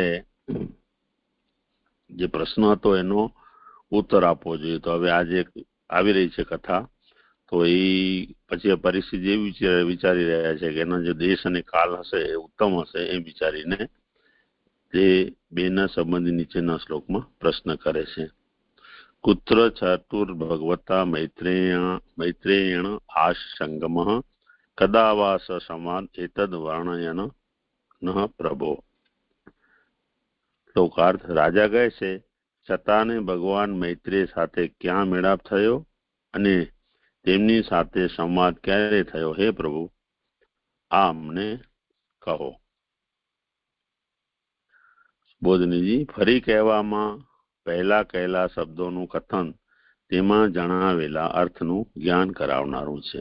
એટલે જે આમ અમને કહો કહે છે કે આજે આગળ પણ આ જે કથા થઈ ગઈ છે, આ જે પ્રશ્ન અને ઉત્તર થઈ ગયા છે, તો હવે એનો ફરી કહેવામાં આવી રહ્યું છે પરીક્ષિતજીને.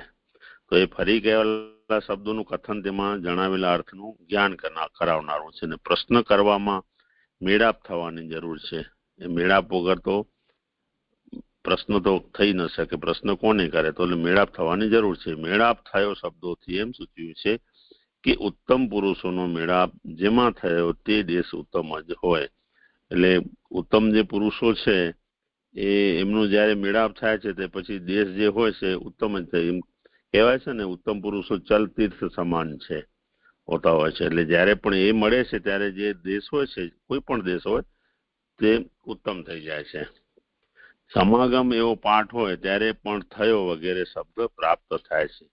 એટલે જે આ મૈત્રેયણ આશ સંગમ છે, હવે એનું અંદર અન્ય બદલે જો સમાગમ હોય એવો પાઠ હોય તો પણ એ મેળાપ થયો વગેરે શબ્દ પ્રાપ્ત થાય છે. એટલે થયો શબ્દ પ્રાપ્ત થાય છે, એટલે અધ્યાર રહે છે. એટલે પછી અને ક્યારે, એટલે કદા જે છે ઉત્તરાર્ધમાં કદાવા જે સહસંબંધ, અને ક્યારે શબ્દોથી સમય પ્રતિ બેદરકારી દર્શાવે છે. એટલે એની 1 નંબરની ફૂટનોટ છે. તે સમય અત્યારે સુખ પરીક્ષિતના સંવાદ વખતે નહીં હોવાથી મારે ઉપયોગી, એટલે પરીક્ષિતની ઉપયોગી નહીં હોવાથી આદર કરવો યોગ્ય નથી. હવે એ જ્યારે જે તે કાળમાં જયારે આ સંવાદ થયો મૈત્રેયજીનો ને વિદુરજીનો, એ કાલ અને હવે આ જે કાલ અત્યારે કથા ચાલી રહી છે સુખદેવજી સંભાળે, એ કાલ છે એમાં હવે જે કાલ છે અલગ છે. એટલે એ પરીક્ષિતને કોઈ ઉપયોગી નહીં હોવાથી એનું કંઈ એના પ્રત્યે બેદરકારી દર્શાવે છે.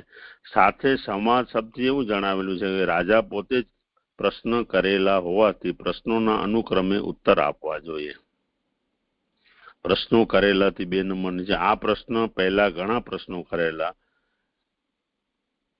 જુઓ 2:8 1 થી 26. આ એટલે જે આ 8મા અધ્યાયમાં 1 થી 26 ઘણા બધા પ્રશ્નો કરેલા છે, તો એને અનુક્રમે ઉત્તર આપવા જોઈએ. અનુક્રમે ઉત્તર આવતા નથી તો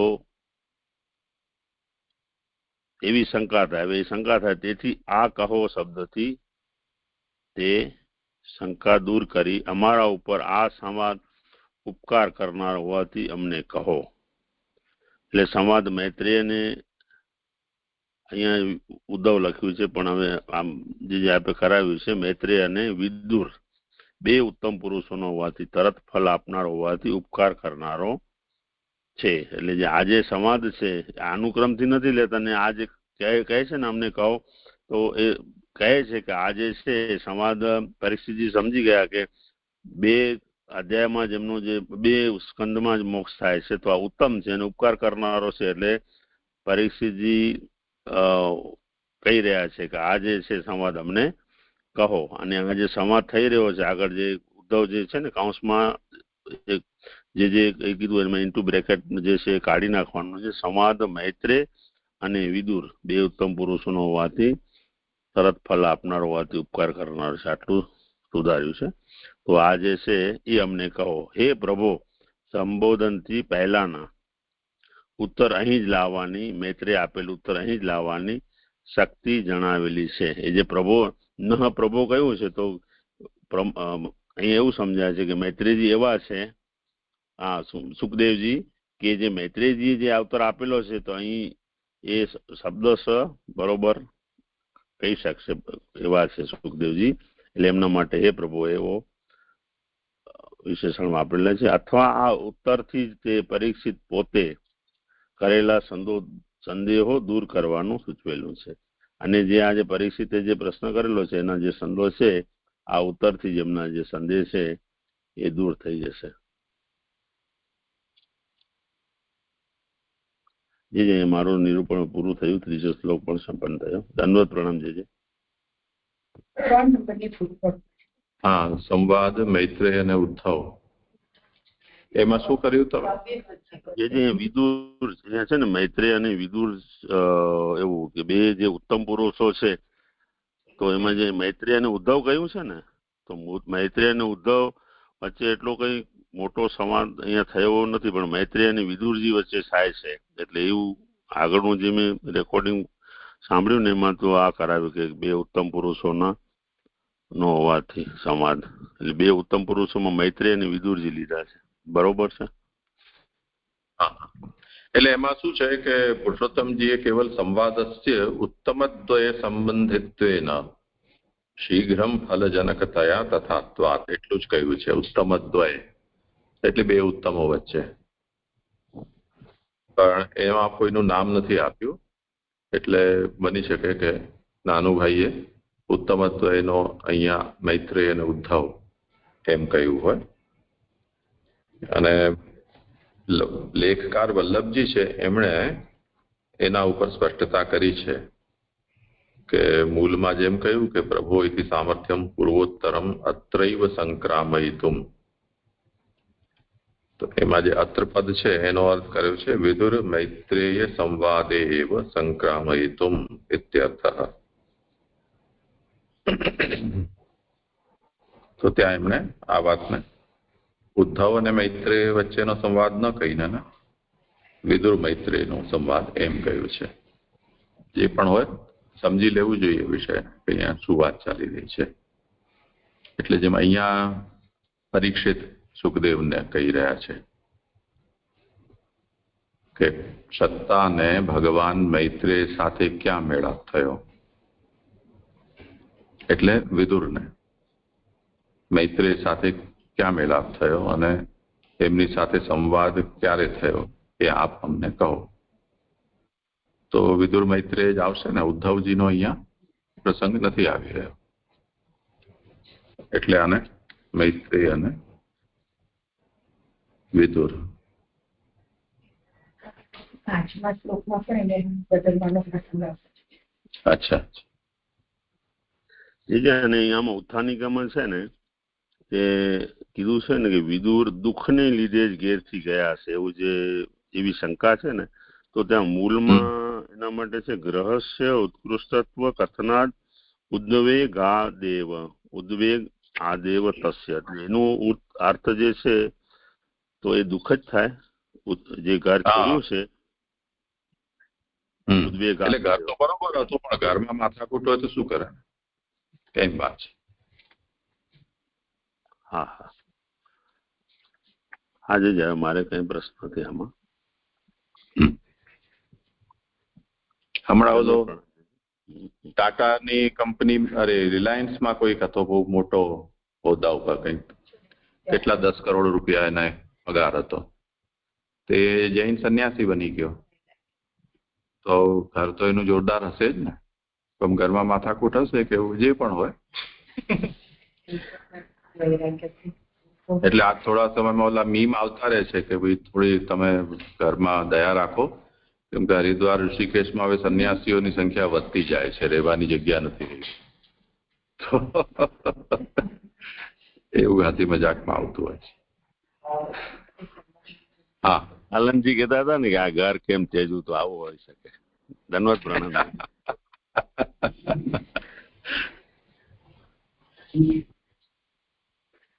હવે પ્રણામ જય છે.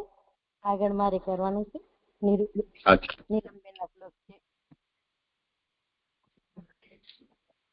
હવે આપણે ત્રીજા શ્લોકમાં કાલ દેશ સંબંધી અને કાળ સંબંધી પ્રશ્ન કર્યો, અને હવે ચોથા શ્લોકની અંદર પરીક્ષિત રાજા એ પ્રશ્ન કરનારના ઉત્તમતા, ઉત્તર આપનારની ઉત્તમતા બતાવે છે, અને એ જે એનું ફળ પ્રાપ્ત થશે એની ઉત્તમતા ચોથા શ્લોકમાં બતાવે છે.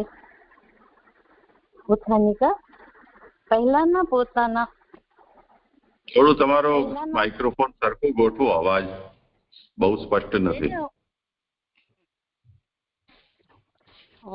દંડવત પ્રણામ. જે હું મોબાઈલમાં ફોનમાં વાત કરીને એમ કરું છું. અચ્છા અચ્છા. તો એને જ્યાંથી અવાજ જાય એ મોઢા પાસે રાખો ને, ઊંધો કરી દો ફોન ને.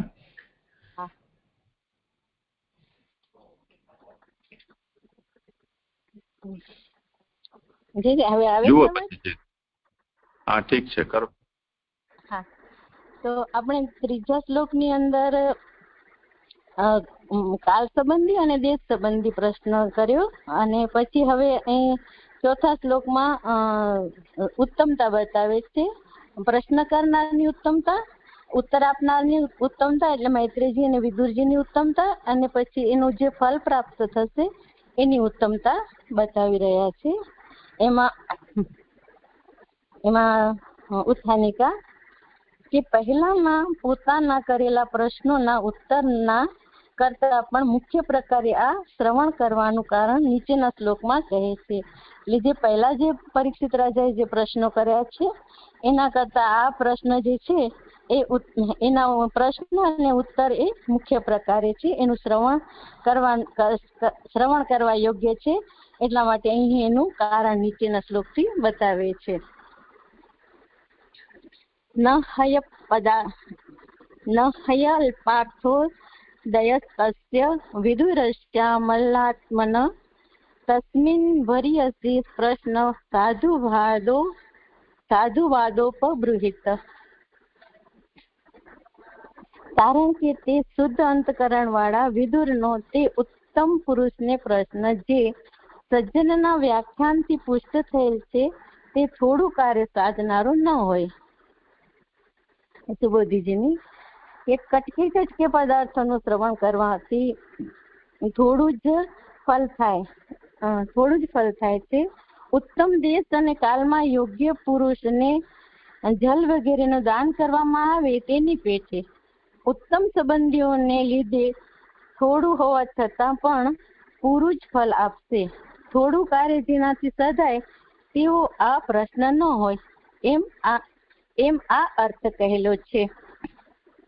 એટલે એમ કહે છે કે કટકે જો શ્રવણ કરવામાં આવે તો એનું ફળ થોડું મળે, પરંતુ જેવી રીતે જલ જેવી સાધારણ જલ વગેરે જેવી જો સાધારણ વસ્તુનું દાન જો ઉત્તમ દેશમાં અને ઉત્તમ કાળમાં યોગ્ય પુરુષને કરવામાં આવે તો એનું ફળ પ્રાપ્ત થાય છે. એવી રીતે આ ઉત્તમ સંબંધીઓથી જે વિદુરજી અને મૈત્રેયજીનું જે ઉત્તમ છે એના સંબંધથી જે પ્રશ્ન જે હશે એ થોડું હશે તો પણ એનું ફળ પૂરું જ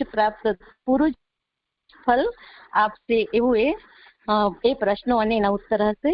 એટલે એમ કહે છે કે થોડું કાર્ય જેનાથી સદાય તેવો આ પ્રશ્ન ન હોય.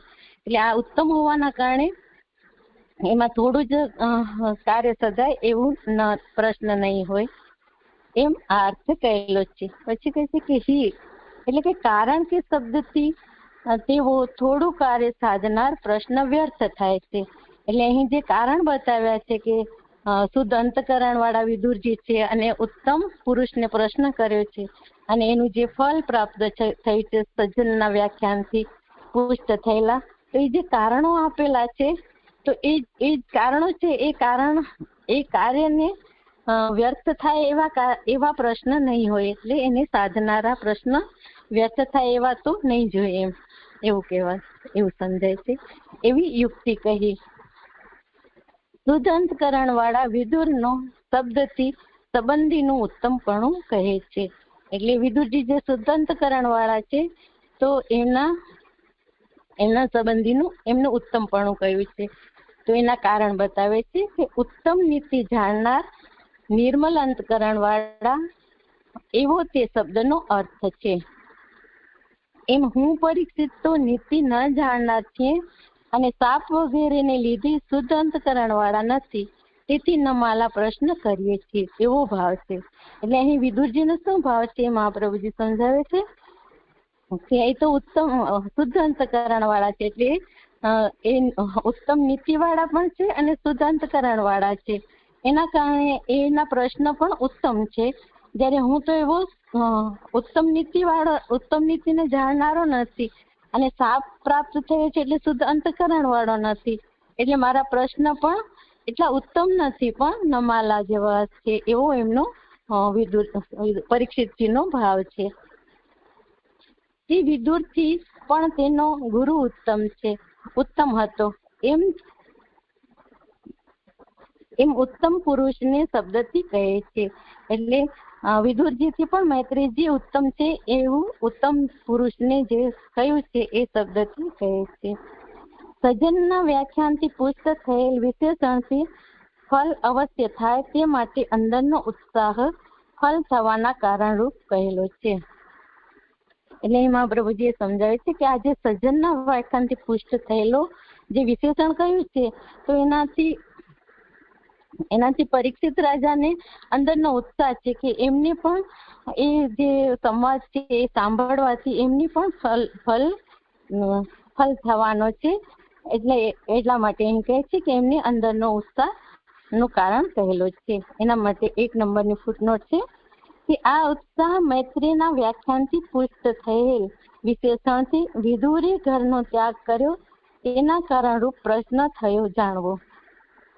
એટલે અહીં મને એવું સમજાય છે કે જે વિદુરજીએ જેમ ઘરનો ત્યાગ કર્યો છે એવી રીતે એમને જે ફલ પ્રાપ્ત થયું છે કે જે સજ્જનના વ્યાખ્યાનથી જે પુષ્ટ થયેલા છે એ જે વિદુરજી પુષ્ટ થયા એવી રીતે એમણે પણ ઘરનો ત્યાગ કર્યો છે પરીક્ષિત રાજાએ પણ.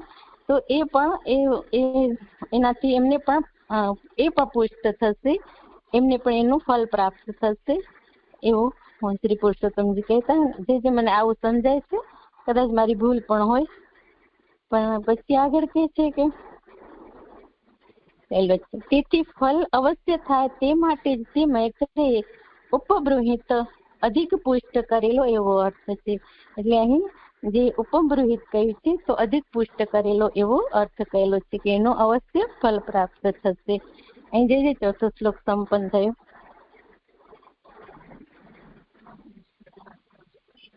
કઈ હોય વિચારણી? જે હવે અવાજ આવે છે બરાબર નથી આવતો? નહીં, આવે છે બરોબર. હા, અહીંયા પ્રથમ પંક્તિમાં જે કટકે પદાર્થોનું શ્રવણ કરવાથી થોડું જ ફલ થાય છે એનું સંદર્ભ સમજાતું નથી. એટલે મને એવું સમજાય છે કે કોઈ પણ શ્રવણ કરીએ કટકે થાય તો એનું ફલ ના પ્રાપ્ત થાય, પરંતુ ઉત્તમ વ્યક્તિ થોડુંક પણ જો કહે તો એનાથી ફળની પ્રાપ્તિ થાય એવું જે મને એવી રીતે સમજાય છે કે કટકે કંઈ પણ સાંભળતું તો એમાં કંઈ નહીં થાય, પણ થોડુંક પણ જો ઉત્તમ વ્યક્તિ જે શ્રેષ્ઠ હશે તો એ થોડુંક પણ કહેશે ને તો ઘણું બધું ફળ પ્રાપ્ત થાય એવું મને સમજાય છે.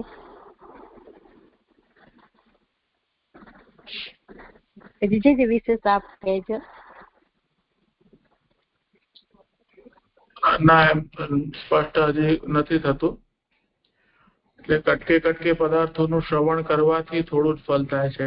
એટલે એ પૂછવાનું, એમનો પ્રશ્ન કરવાનો તરીકો એવો છે કે વિષય અધૂરો પૂછી રહ્યા છે, એ એવી રીતે કે શું છે પ્રશ્ન પણ મને ધ્યાનમાં નથી આવતો, એટલે ઓર પણ નહીં સમજાય એટલે પૂછ્યું. એવું બી સમજાય કે આમ ભાગવતના 10 સ્કંદની લીલા છોડીને વિદુરની લીધી વચ્ચે, તો એ કટકે કરીને 10 હું છોડી જ નતો કરવાનું આ પ્રકાર, અને આ વચ્ચે વિદુરજી જે પહેલા લઈ લીધા, તો કટકે રચી ને હોય એ રીતે મને સમજાય છે. બરોબર છે. એટલે 8મા અધ્યાયમાં પરીક્ષિતે જે પ્રશ્ન કર્યા છે,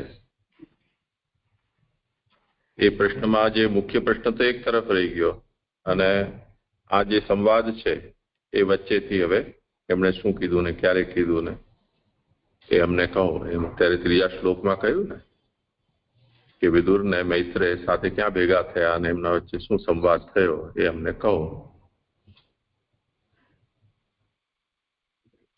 તો કુલ મિલાવીને 7 દિવસનો સમય છે, એમાં 1 દિવસ તો ગયો,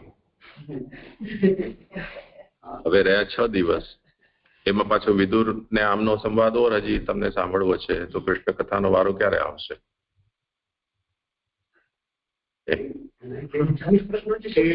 એ રીતે કટકે પણ આગળ એવું કહેવામાં આવ્યું ને કે આ અંગરૂપ જ છે, આ નહીં કે તો એ નહીં આવ સમજાય. તો પછી પ્રશ્ન અહીંયા જેનું સમાધાન કરી દીધું ને કે દેશ અને કાલમાં યોગ્ય પુરુષને જલ વગેરેનું દાન કરવામાં આવે તો ઉત્તમ સંબંધીઓને લીધે થોડું હોવા છતાં પણ પૂરું જ ફલ આપશે. એટલે આ કટકો નથી, કટકો છે તો પણ પૂર્ણ છે. 10 સ્કંદ બરાબર 2 સ્કંદ છે એવું થયું છે. વિદુરને આનાથી જ થઈ ગયું ને ઉદ્ધારે. દશરથ જે 1 કે 2 લીલાના શ્રવણથી પણ જેમનો ઉદ્ધાર થઈ જાય તો દશરથનું કરે તો એમાં શંકા શું? તો આ જે સર્ગ વિસર્ગ લીલા છે એનો જ પોતાની, યદ્યપિ 10માંથી એ 2 જ છે, તેમ છતાં પૂર્ણતા છે. એટલે પરીક્ષિત અહીંયા કહી રહ્યા છે કે આ કટકે હોવા છતાં પણ વાંધો નથી, 1 દિવસ એમાં વપરાઈ જાય તો ચાલશે. સંબંધીઓ પરથી શું લેવું? ઉત્તમ સંબંધીઓને લીધે થોડું હોવા છતાં પણ પૂરું જ ફલ આપે. હા, એ તો કરશે. જ્યોતિબેન કરો સમાધાન. એટલે ઉત્તમ સંબંધી એટલે આ જે ઉપર મૈત્રેયજી અને વિદુરજી બંને ઉત્તમ છે ને, ઉપર શ્લોકમાં બતાવી છે કે બંને ઉત્તમ, એમની ઉત્તમતા બતાવી છે. એક તો શુદ્ધાંતકરણ વાળા વિદુરજી છે અને ઉત્તમ ને પ્રશ્ન કર્યો એટલે મૈત્રેયજી ઉત્તમ છે. તો એ બંનેની ઉત્તમતાનું ત્યાં વર્ણન કર્યું છે. તો એ બંનેની ઉત્તમતા થઈ છે ત્યાં. ઉત્તમ સંબંધીઓને લીધે થોડું હોવા છતાં પણ પૂરું જ ફલ આપશે એમ.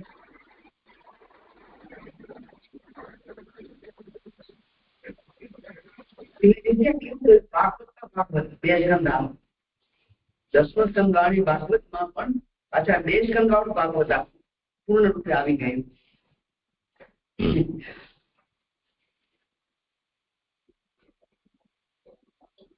હા, કરો ભલે.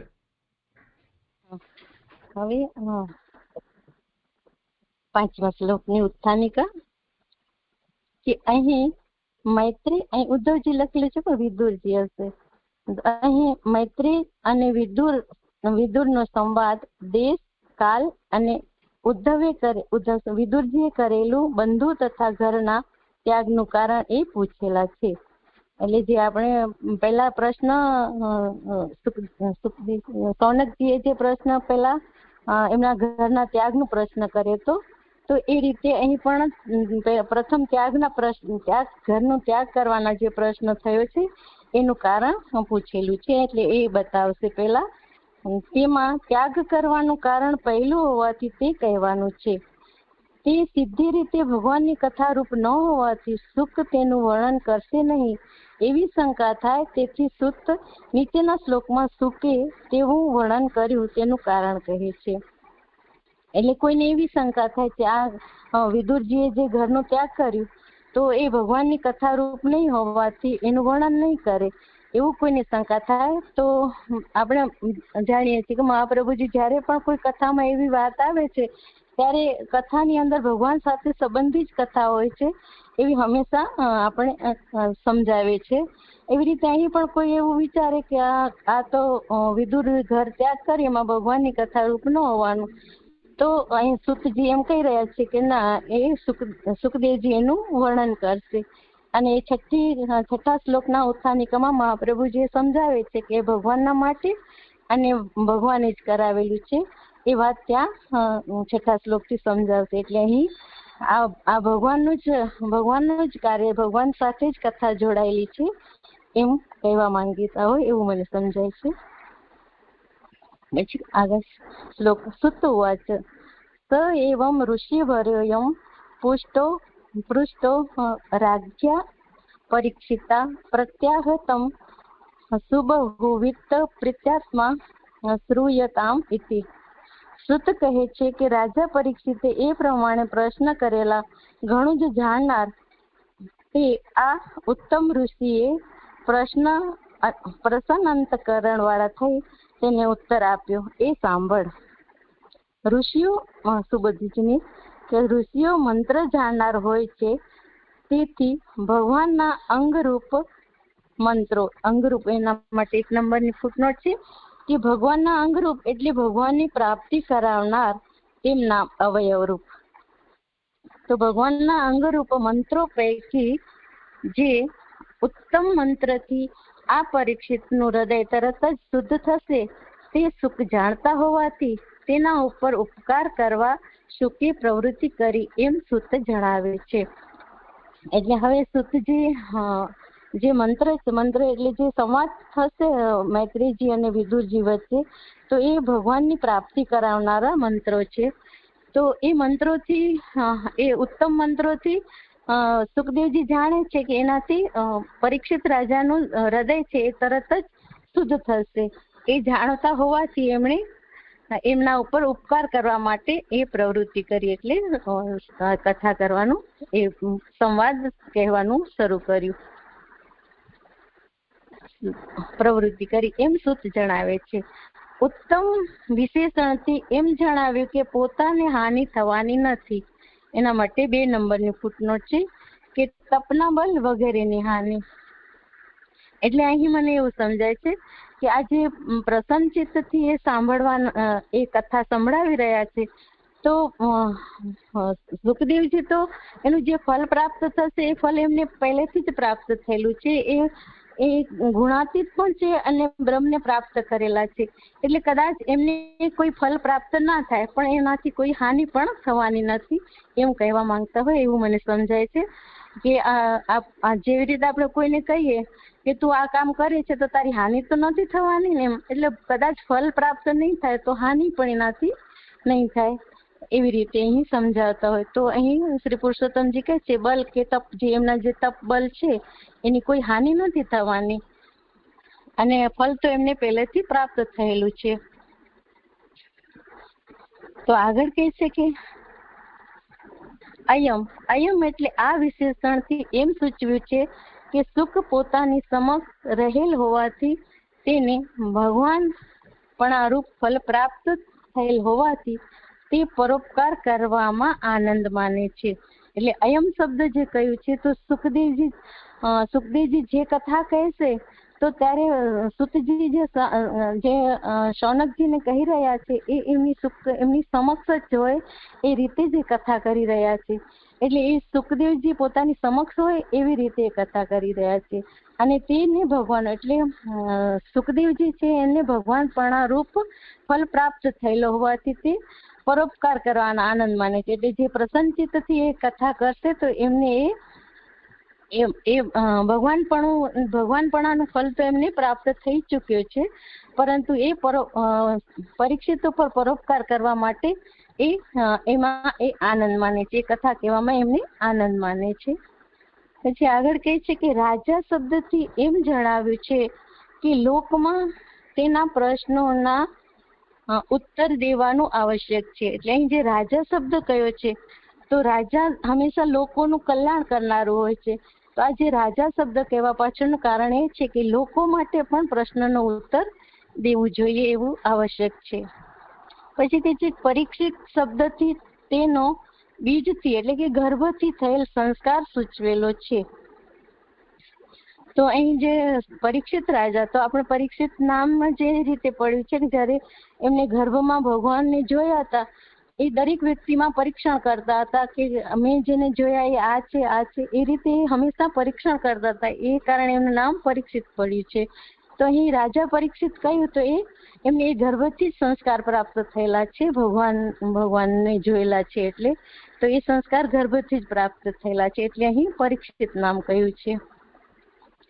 તેથી આ મૈત્રેય અને ઉદ્ધવનો સંવાદ તેનું કલ્યાણ કરનારો હોવાથી શુકે તેને ઉત્તર આપ્યો. એટલે સુખદેવજીએ એ મૈત્રેય અને વિદુરજીનો જે સંવાદ છે એ સંવાદ પરીક્ષિત રાજાનું કલ્યાણ કરનારું છે, એટલા માટે એ સુખદેવજી એને ઉત્તર આપે છે. તેને સર્વ તત્વનું જ્ઞાન કરાવે તે માટે તેને ઘણું જ જાણનારા કહેલા છે. એટલે સુખદેવજી છે એ ઘણું બધું જાણનારા છે અને સર્વ તત્વનું એમને સર્વ તત્વનું જ્ઞાન છે. એટલે એ જાણનારા હોવાથી એ પરીક્ષિતને એ સર્વ તત્વનું જ્ઞાન કરાવે એટલા માટે અહીં ઘણું જાણનારા કહ્યું છે. મુખ્ય ભગવાનપણાથી સુખ સમક્ષ આવેલ હોવાથી પ્રસન્ન અંતઃકરણ વાળા કહેલા છે. એટલે સુખદેવજીને પ્રસન્ન અંતઃકરણ વાળા કહેવાનું કારણ શું છે તો એ ભગવાનપણાથી, એમાં 3 નંબરની ફૂટનોટ છે કે ગુણાતીત હોય, બ્રહ્મ પ્રાપ્ત કરેલ હોવાથી તેવા થયેલા. એટલે સુખદેવજી કેવા છે તો કે એ ગુણાતીત છે અને બ્રહ્મને એ પ્રાપ્ત કરેલા છે, એટલા માટે અહીં પ્રસન્ન અંતકરણ વાળા થઈને એમને કહેલા છે. આ સંવાદમાં પણ બીજી શંકા ન કરવી એમ જણાવવા સાંભળો એમ કહેલું છે.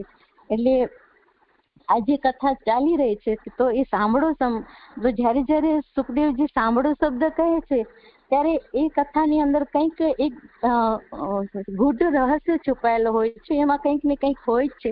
એટલે અહીં જે સાંભળો શબ્દ કહ્યું છે એનાથી કોઈ શંકા ન કરવી એમ કહે છે. જે પહેલા ઉત્થાનિકામાં જે શંકા ઉઠાવી હતી તો એવી રીતે કોઈ શંકા ન કરવી કે સુખદેવજી જે કથા કરશે એમાં ભગવાનની જ વાત છુપાયેલી હશે, એવું જે મને સમજાય છે. કદાચ મારી ભૂલ હોય તો આપ સુધારીને સમજાવજો. અહીં 5મો શ્લોક સંપન્ન થયો. હા, ઠીક છે. કઈ હોય વિચારણી કોઈને?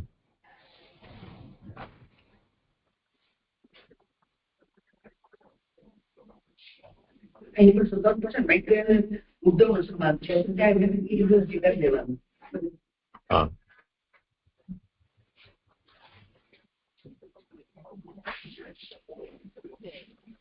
હા જે દંડવત પ્રણામ. અહીંયા ઘણા બધા સર્વનામ ઉપયોગ કર્યા છે, તો અહીંયા પોતાની જે કઈ અવાજ આવતો નથી. હલો, આવે છે હવે જે હલો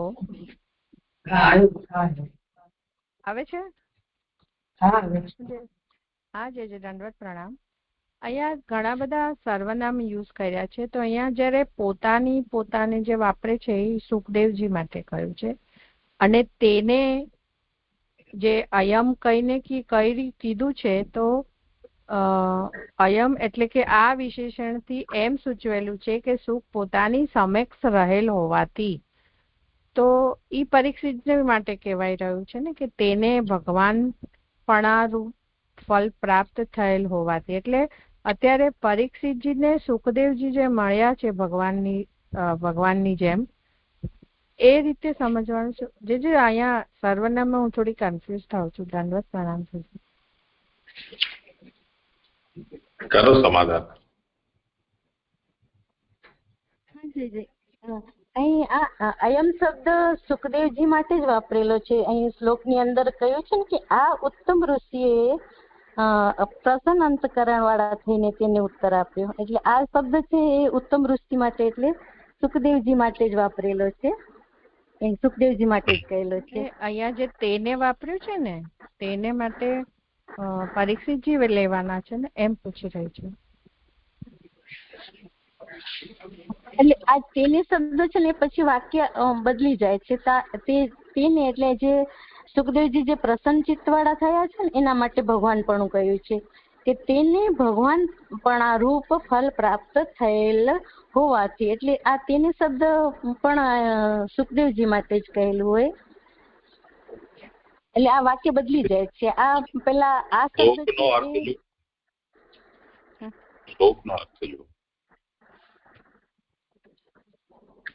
એમાં તેને છે ને એ પૂછી રહ્યા છે. હા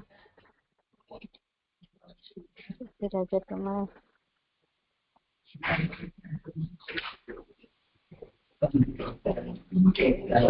બરાબર તેને ઉત્તર આપ્યું. પરંતુ જે અહીં તેને ભગવતપણા રૂપ ફલ પ્રાપ્ત થયેલ હોવાથી તે પરોપકાર કરવામાં આનંદ માને છે. આ જે વાક્ય છે ને તો તેને ભગવત રૂપ જે તેને ભગવાનપણા રૂપ ફલ પ્રાપ્ત થયેલો હોવાથી તો એ ભગવાનપણા રૂપ પ્રાપ્ત થયેલો હોવાથી તે પરોપકાર કરવામાં આનંદ માને છે. તો પરોપકાર કરવામાં આનંદ એ સુખદેવજી માટે આવશે એમ પૂછ્યું છે. એ સુખદેવ માટે છે. મૂળ અનુવાદ છે શ્લોકનો, એમાં તેને ઉત્તર આપ્યો એટલે પરીક્ષિતને ઉત્તર આપ્યો.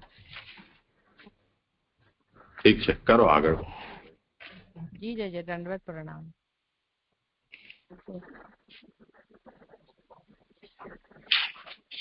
એટલે જે તેને ભગવદ રૂપ પણ ફલ પ્રાપ્ત થયેલ હોવાથી તો એ પરીક્ષિતજી માટે કહેલું છે. સુખદેવજી માટે ઉત્તર છે જે એ સુખદેવજી માટે કહ્યું. પરીક્ષિતજી માટે જે કહ્યું ને એ તો શ્લોકાર્થમાં તેને ઉત્તર આપ્યો. એ જે 9મા પાના પર શ્લોકાર્થ કર્યું છે ને એમાં તેને ઉત્તર આપ્યો એટલે પરીક્ષિતને ઉત્તર આપ્યો. ત્યાં જે થયું. અચ્છા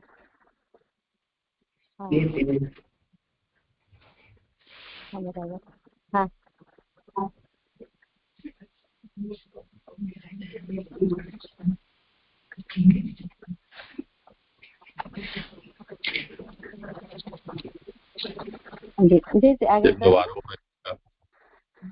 એક શ્લોક છે.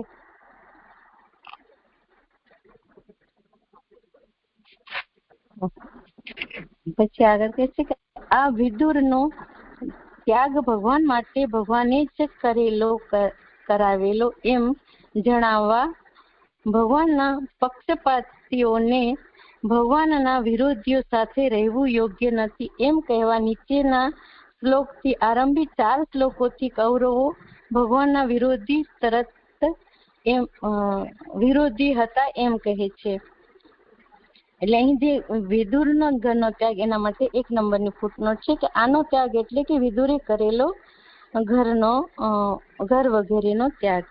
એટલે જે ઘરનો જે વિદુરજીએ ત્યાગ કર્યો છે તો એ ભગવાન માટે અને ભગવાને જ કરાવેલો એમ જણાવ્યું છે. અને ભગવાનના પક્ષપાતી એટલે વિદુરજી હતા એ ભગવાનના ભક્ત હતા અને આ બધા કૌરવો હતા એ ભગવાનના વિરોધીઓ સાથે રહેવું યોગ્ય ન હતું. એટલા માટે એમણે ઘરનો ત્યાગ કર્યો છે એ કહેવા નીચેના શ્લોકથી આરંભી 4 શ્લોકોથી કૌરવો ભગવાનના વિરોધીઓ હતા એમ કહે છે. એટલે હવે આ 4 શ્લોકોની અંદર વિદુરજી કૌરવો હતા એ બધા ભગવાનના વિરોધીઓ હતા એ જણાવી રહ્યા છે. જે પેલા કારિકા લઈને પછી શ્લોક લેવાનું છે. નહીં, એવું નથી લાગતું. તમને જેમ ઠીક લાગે, તમે જેમ વિચાર્યું હોય તે. કારિકા ઉપક્રમમાં આવતી હોય તો પેલા લઈ લો, વ્યાખ્યાનમાં આવતી હોય તો પછી. એ 4 શ્લોક માટે આવે છે તો શ્લોક લઉં છું. શ્લોકમાંનો અર્થ પછી આવે છે, કારિકા પછી આવે છે. તો કારિકા આવે છે કે વિદુરસ્ય ગૃહ ત્યાગે 10 ભીર હેતુ રુચ્યતે ચતુર્ભીર પરાધોક્તિ એકેન હિ સમાગમ ત્રિભીર મંત્રોક્તિર પરે નિષેધક નિવારણે. વિદુરને ઘરનો ત્યાગ કરવાનું કારણ 10 લોકોથી કહે છે. તે પૈકી 4 થી ધૃતરાષ્ટ્રના અપરાધ કહેલા છે, 1 થી તેનો અને વિદુરનો સમાગમ અને 3 થી વિદુરે કરેલ ઉપદેશ કહેલો છે. બાકીના 2 તેને બોલતા અટકાવવા અને કાઢી મૂકવા કહેલા છે. એટલે અહીં જે 10 શ્લોકો આવશે એમાં ઘર ત્યાગ કરવાનું કારણ કહેલું છે. એમાં જે 4 શ્લોકો છે એમાં ધૃતરાષ્ટ્રના અપરાધ કયા છે, પછી એકમાં પછી વિદુરજીને બોલાવે છે અને ધૃતરાષ્ટ્ર અને વિદુરજીનો સમાગમ કહેલો છે, અને 3 શ્લોકોમાં વિદુરજી ઉપદેશ આપે છે એ આવે છે. અને પછી બાકીના જે 2 શ્લોકો છે એમાં દુર્યોધન છે એમને બોલતા વિદુરજીને બોલતા અટકાવે છે ને કાઢી મૂકવા માટે કહે છે એ આવે છે. પછી ધૃતરાષ્ટ્રનું વર્તન. હવે ધૃતરાષ્ટ્રનું વર્તન કેવું છે તો ધર્મશાસ્ત્રથી વિરુદ્ધ, લોકશાસ્ત્રથી વિરુદ્ધ, નીતિથી વિરુદ્ધ અને ઈશ્વરની આજ્ઞાના ઉલ્લંઘન રૂપ હતું. એટલે 4 શ્લોકોમાં એના ધર્મશાસ્ત્રથી વિરુદ્ધ, લોકશાસ્ત્રથી વિરુદ્ધ અને નીતિશાસ્ત્રથી વિરુદ્ધ, અને પછી 4થા શ્લોકમાં આજ્ઞાનું ઉલ્લંઘન કર્યું છે એવા 4 શ્લોકોમાં આવે છે. એ 4 અપરાધો અહીં કયા છે.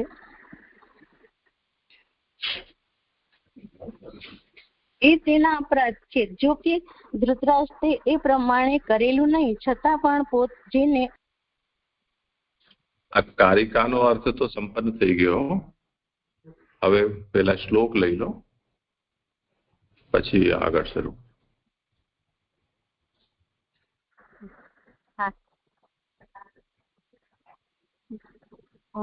શ્રી શુક ઉવાચ યદા તુ રાજા સ્વસુતાન અસાધુન પોષણાન અધર્મેણ વિનષ્ટદસ્તિ ભ્રાતુર્યવિષ્ટસ્ય સુતાન વિબંધુન પ્રવેશ્ય લાક્ષાભવને દદાહ. શ્રી શુક કહે છે, પોતાના દુષ્ટ પુત્રનું પોષણ કરતા અધર્મથી નાશ પામેલ દ્રષ્ટિવાળા રાજાએ તો જ્યારે પિતા વિનાના નાના ભાઈના પુત્રોને લાખના ભુવનમાં પ્રવેશ કરાવી બાળી મૂક્યા. હવે ધૃતરાષ્ટ્રનું વર્તન ત્યાંથી લેવાનું છે. હા, ધૃતરાષ્ટ્રનું વર્તન 4 શ્લોકોમાં કહ્યું છે. ધર્મશાસ્ત્રથી વિરુદ્ધ, લોકશાસ્ત્રથી વિરુદ્ધ, નીતિથી વિરુદ્ધ અને ઈશ્વરની આજ્ઞાના ઉલ્લંઘન રૂપ હતું. તે તેના અપરાધો છે. જો કે ધૃતરાષ્ટ્ર એ પ્રમાણે કરેલું નહીં, છતાં પણ જેને અટકાવેલ ન હોય તે મંજૂર રાખેલું ગણાય. એ નિયમ પ્રમાણે તે અપરાધી છે. અપરાધો કરાવનાર તે હોવાથી તેને જ કહે છે કે વિદુર ઘરનો ત્યાગ નિમિત્તને લીધે કરેલો હોવાથી નિમિત્તને લીધે ત્યાગ કર્યો એમ કહેવામાં દોષ નથી.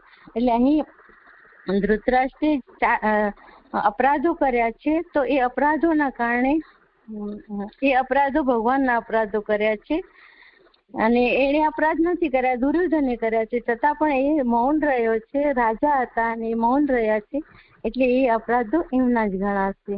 અને નિમિત્તના કારણે દોષ નથી, નિમિત્તને લીધે એ ત્યાગ કરે છે એમ કહેવામાં એમનો દોષ નથી. એના માટે 1 નંબરની ફૂટનોટ છે, 2 નંબરની ફૂટનોટ છે કે વિદુર ઉત્તમ અધિકારી છે એમ જણાવવા તેણે કરેલ ઘરનો ત્યાગ કહેવાનો છે.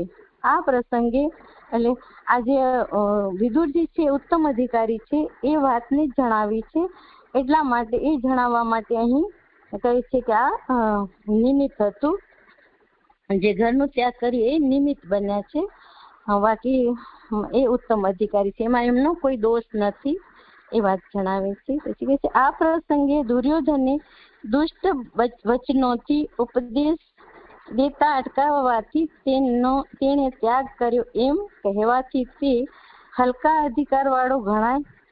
તેથી તે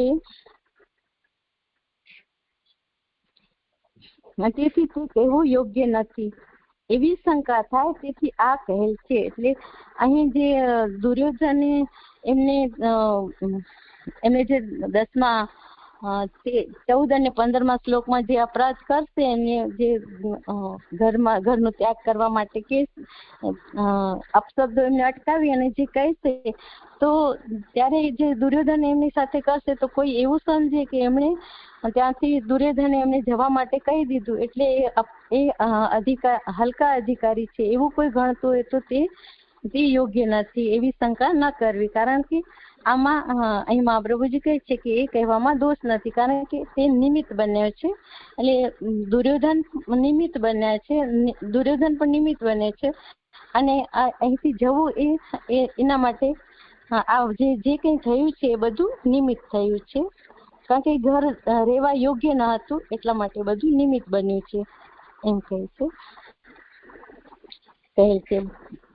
પછી આગળ કહે છે કે એવી શંકા થાય કે કહે છે ભક્તિ 2 પ્રકારે ઘરમાં રહેવું યોગ્ય છે એમ પાછળ કહ્યું છે. તે પૈકી ભગવાન પાંડવો તરફ ગયા એટલે તેમની સાથે ઘરમાં રહેવાનું ન હતું.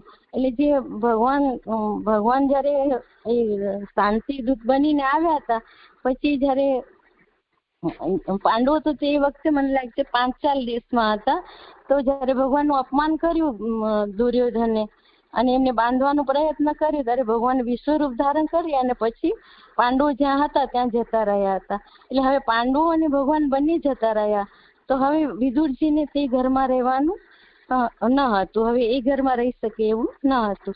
પછી આ બીજું કહે છે કે ભગવાનનું કાર્ય પાંડવોની રક્ષા કરવાનું હતું તે હવે થઈ શકે તેમ ન હતું, તેથી ઘરનો ત્યાગ કરવો જ રહ્યો, નિમિત્તને લીધે ત્યાગ કર્યો. એટલે એમ કે છે કે જે પાંડુના મૃત્યુ પછી વિદુરજી હતા એ વિદુરજીએ ભગવાનનું જે કાર્ય છે કે પાંડવોનું રક્ષણ કરવું, તો એ વિદુરજી પાંડવોનું રક્ષણ કરતા હતા. જ્યાં નાના હતા ત્યારથી જ લઈ સાથે તેડીને આવ્યા હતા ત્યારે એ વિદુરજી એમનું રક્ષણ કરતા હતા, તો એ ભગવાનનું કાર્ય હતું, તે કાર્ય કરતા હતા. તો હવે પાંડવો પણ ત્યાં રહ્યા નથી તો એટલા માટે એ હવે ઘરનો ત્યાગ કરવો, એટલે હવે ત્યાં ઘરનો ત્યાગ કરવો જ રહ્યો એમ કહે છે. એટલે એ નિમિત્તને લીધે ત્યાગ કર્યો, એટલે હવે એ બધું નિમિત્ત બન્યું છે એટલે એમણે ઘરનો ત્યાગ કર્યો. પછી આગળ કહે છે કે ઘર રહી ન શકાય તેવું થવામાં નિમિત્ત બનેલા બહિર્મુખ કૌરવોના ગામનો ત્યાગ કર્યો એમ કરવાથી ઉદ્વેગ થાય છતાં અધિકાર હલકો ન ગણાય એવો અર્થ છે. એટલે અહીં કહે છે કે હવે આ જે કૌરવો છે એ બધા બહિર્મુખો થઈ ગયા હતા, ભગવાનથી વિરુદ્ધ થઈ ગયા હતા, તો હવે એવા ઘરમાં રહી શકાય તેવું ન હતું, તો આ બધા નિમિત્ત બનેલા હતા. તો કહે છે કે કર્યો એમાં કહેવાથી ઉદ્વેગ થાય, એટલે કોઈને એ કહે કે ઉદ્વેગ થયો એમને, તો એવો વિદુરજીએ જે ઘરનો ત્યાગ કર્યો તો એમાં કોઈને એવું લાગે કે આ ઉદ્વેગ એમણે ઘર ત્યાગ એમને જે દુર્યોધને જે એમને આદેશ આપ્યો અને એમના અપમાન કર્યું એના કારણે એમને ઉદ્વેગ થયો હોય, તો એવું નથી. પરંતુ એ ઉદ્વેગ કદાચ થાય કોઈને એમ થાય, પરંતુ એનાથી એમનો અધિકાર હલકો નથી ગણાતો, એ ઉત્તમ અધિકારી છે. કારણ કે આ બધું નિમિત્ત જ હતું અને નિમિત્તના કારણે થયું છે, ભગવાન માટે અને ભગવાને જ કરાવ્યું છે. એટલે આ વિદુરજી છે એ હલકા અધિકારી નથી પરંતુ ઉત્તમ અધિકારી છે એવું અહીં સમજાવી રહ્યા છે.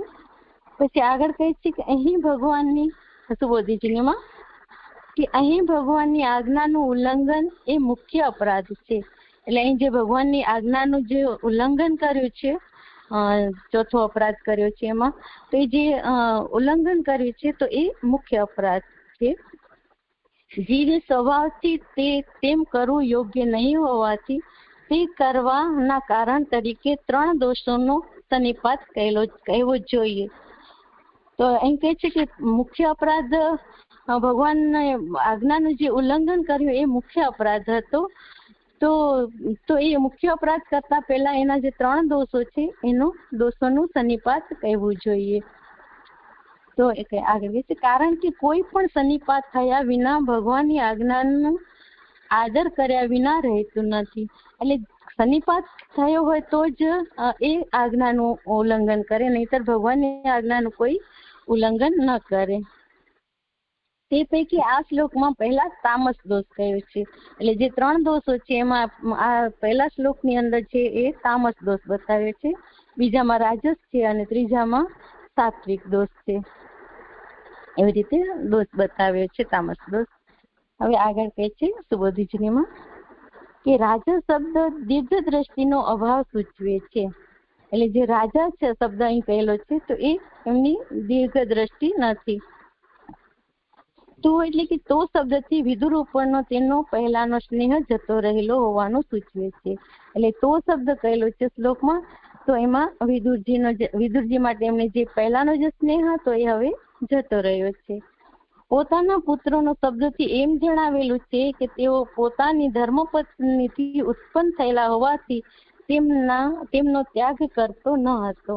દુષ્ટોને પોષવાથી દોષ થતો હોવાથી તે દોષથી તેની અંતરદ્રષ્ટિ એટલે કે જ્ઞાન દ્રષ્ટિ બુદ્ધિનો પણ સંપૂર્ણ પ્રકારે નાશ થયેલો. એટલે આ દુષ્ટોને પોષણ કરતા હતા ધૃતરાષ્ટ્ર, એટલે એમની પણ દોષ દ્રષ્ટિ, એની જે અંતરદ્રષ્ટિ છે એ દ્રષ્ટિનો સંપૂર્ણ રીતે નાશ થયેલો હતો.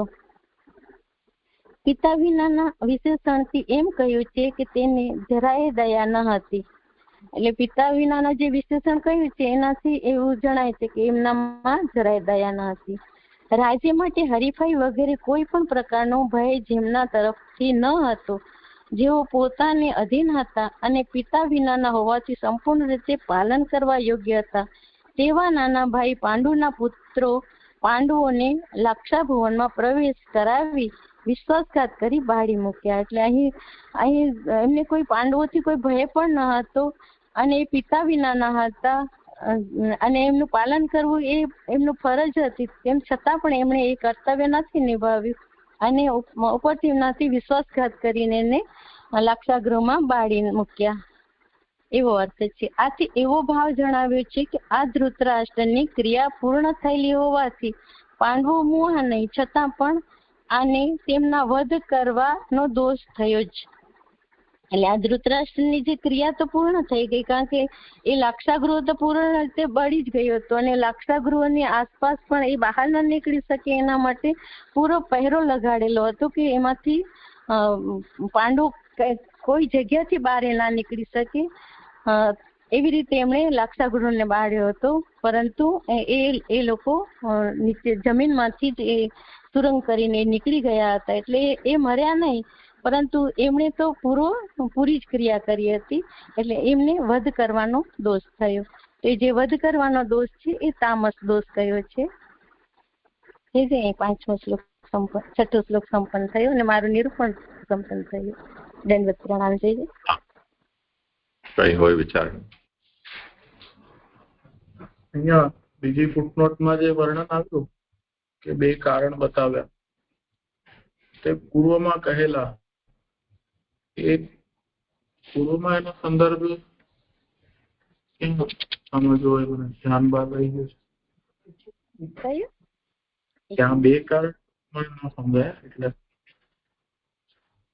અહીંયા જે ફૂટનોટ ની અંદર છેલ્લી 2 કે 3 પંક્તિઓ છે ને, કે તેથી તે કેવું યોગ્ય નથી એવી શંકા થાય, તેથી આ કહે છે પછી ભક્તે 2 પ્રકારે ઘરમાં રહેવું યોગ્ય છે એમ પાછળ કહ્યું છે. તે પૈકી ભગવાન પાંડવો તરફ ગયા એટલે તેમની સાથે ઘરમાં રહેવાનું ન હતું. પછી બીજું કે ભગવાનનું કાર્ય પાંડવોની રક્ષા કરવાનું હતું, તે હવે થઈ શકે તેમ ન રહ્યું. મને આ છે ને 2 પાછળ કહેલા છે ને, હા પાછળ ઘરમાં રહેવું યોગ્ય છે એ મને ખ્યાલ નથી, પરંતુ ગ્રહસ્થિતેઃ ઉત્કૃષ્ટત્વં ન ભગવદીયતુ માત્રેણ કિંતુ ભગવતા સહ સ્થિત્યા ભગવત કાર્યાર્થમ વા અન્યથા ન સ્થાતવ્ય. આ શ્રી મહાપ્રભુજીએ કહ્યું છે આગળ જ. તો હવે વિદુર અહીંયા દૌત્ય કર્મ કરવા માટે પધાર્યા અને જો ત્યાં જ રહી ગયા હોત વિદુરજીના સાથે તો વિદુરજી પણ ઘર છોડવાનું કોઈ કારણ ન હતું, કેમ કે ભગવાનની સાથે રહેશો. બીજું ભગવાનનું કાર્ય એ હતું કે પાંડવોની રક્ષા કરો. લાક્ષાગ્રહ વગેરેમાં વિદુરજીએ જઈને ને એમને ચેતવ્યા હતા અને ત્યાંથી ભગાવ્યા હતા. તો હવે એ કાર્ય પણ રહ્યું નહીં. તો પછી વિદુરજીને હવે રહેવાનું અહીંયા શું પ્રયોજન છે? એટલે દુર્યોધને જે અપમાન કર્યું એના નિમિત્ત બનાવીને ગ્રહ ત્યાગ કરી દીધો. ભગવાન પાંડવો તરફ ગયા, પોતે રક્ષક બનવાની ઈચ્છા કરી રહ્યા હતા કે હવે હું રક્ષા કરીશ. એમ લાગે છે. અહીંયા જે 4 કારણ બતાવ્યા,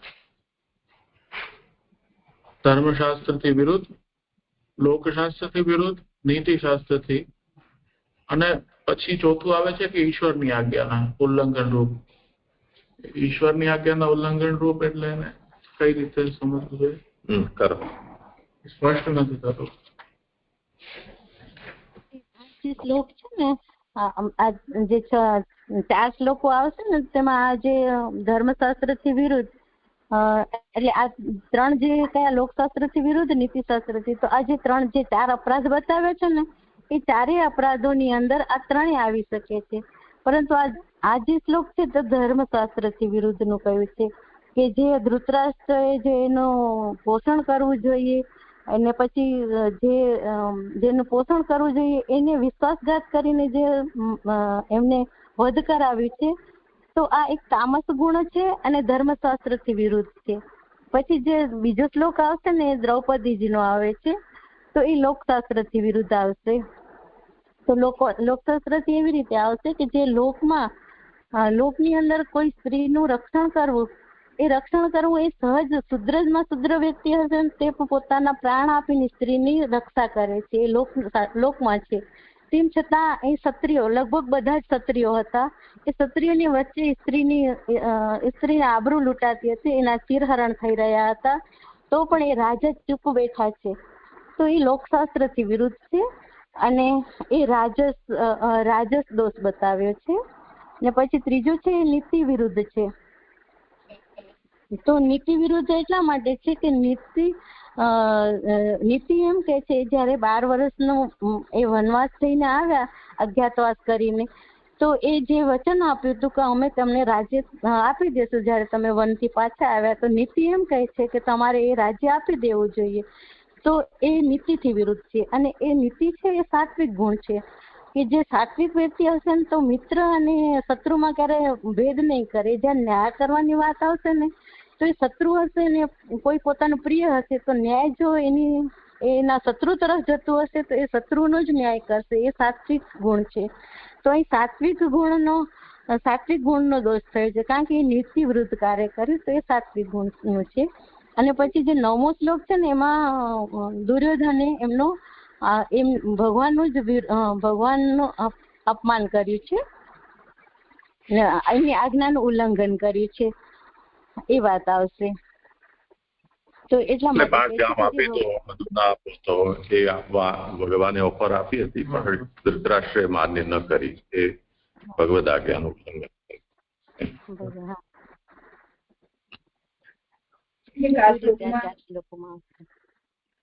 સુબોધિનીજીનો આરંભ રાજા શબ્દ દીર્ઘદ્રષ્ટિનો અભાવ સૂચવે છે ત્યાંથી થયેલો છે. એની ઉપરનો ઉત્થાનિકાનો વિષય સમજવાનો કે અને આ સુબોધિનીનો જ વિષય સમજવાનો? આ છે ને 19 અને 20 નંબરની જે કારિકા છે એ તો આટલા 10 શ્લોકનો વિષય વર્ણન કર્યું મહાપ્રભુએ.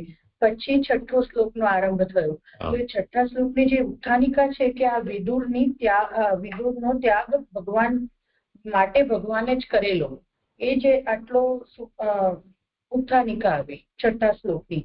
અને પછી ધૃતરાષ્ટ્રનું વર્તન ધર્મશાસ્ત્રથી વિરુદ્ધ, એ જે આ શ્લોકમાં પહેલા તામસ દોષ કહે છે, ત્યાં સુધીનો એ સુબોધિનીનો જ વિષય છે કે એને ઉત્થાનિકા સમજવું? કારણ કે આ શ્લોકમાં પહેલા તામસ દોષ કહે છે એમ કરીને સમર્પણ કર્યું ને એટલે એટલા આખાને ઉપર લઈ જઈ શકાય. એટલી ઉત્થાનિકા સુધી છે. અને રાજા શબ્દ દીર્ઘ દ્રષ્ટિનો અભાવ થકી આપણે શું બોલીએ?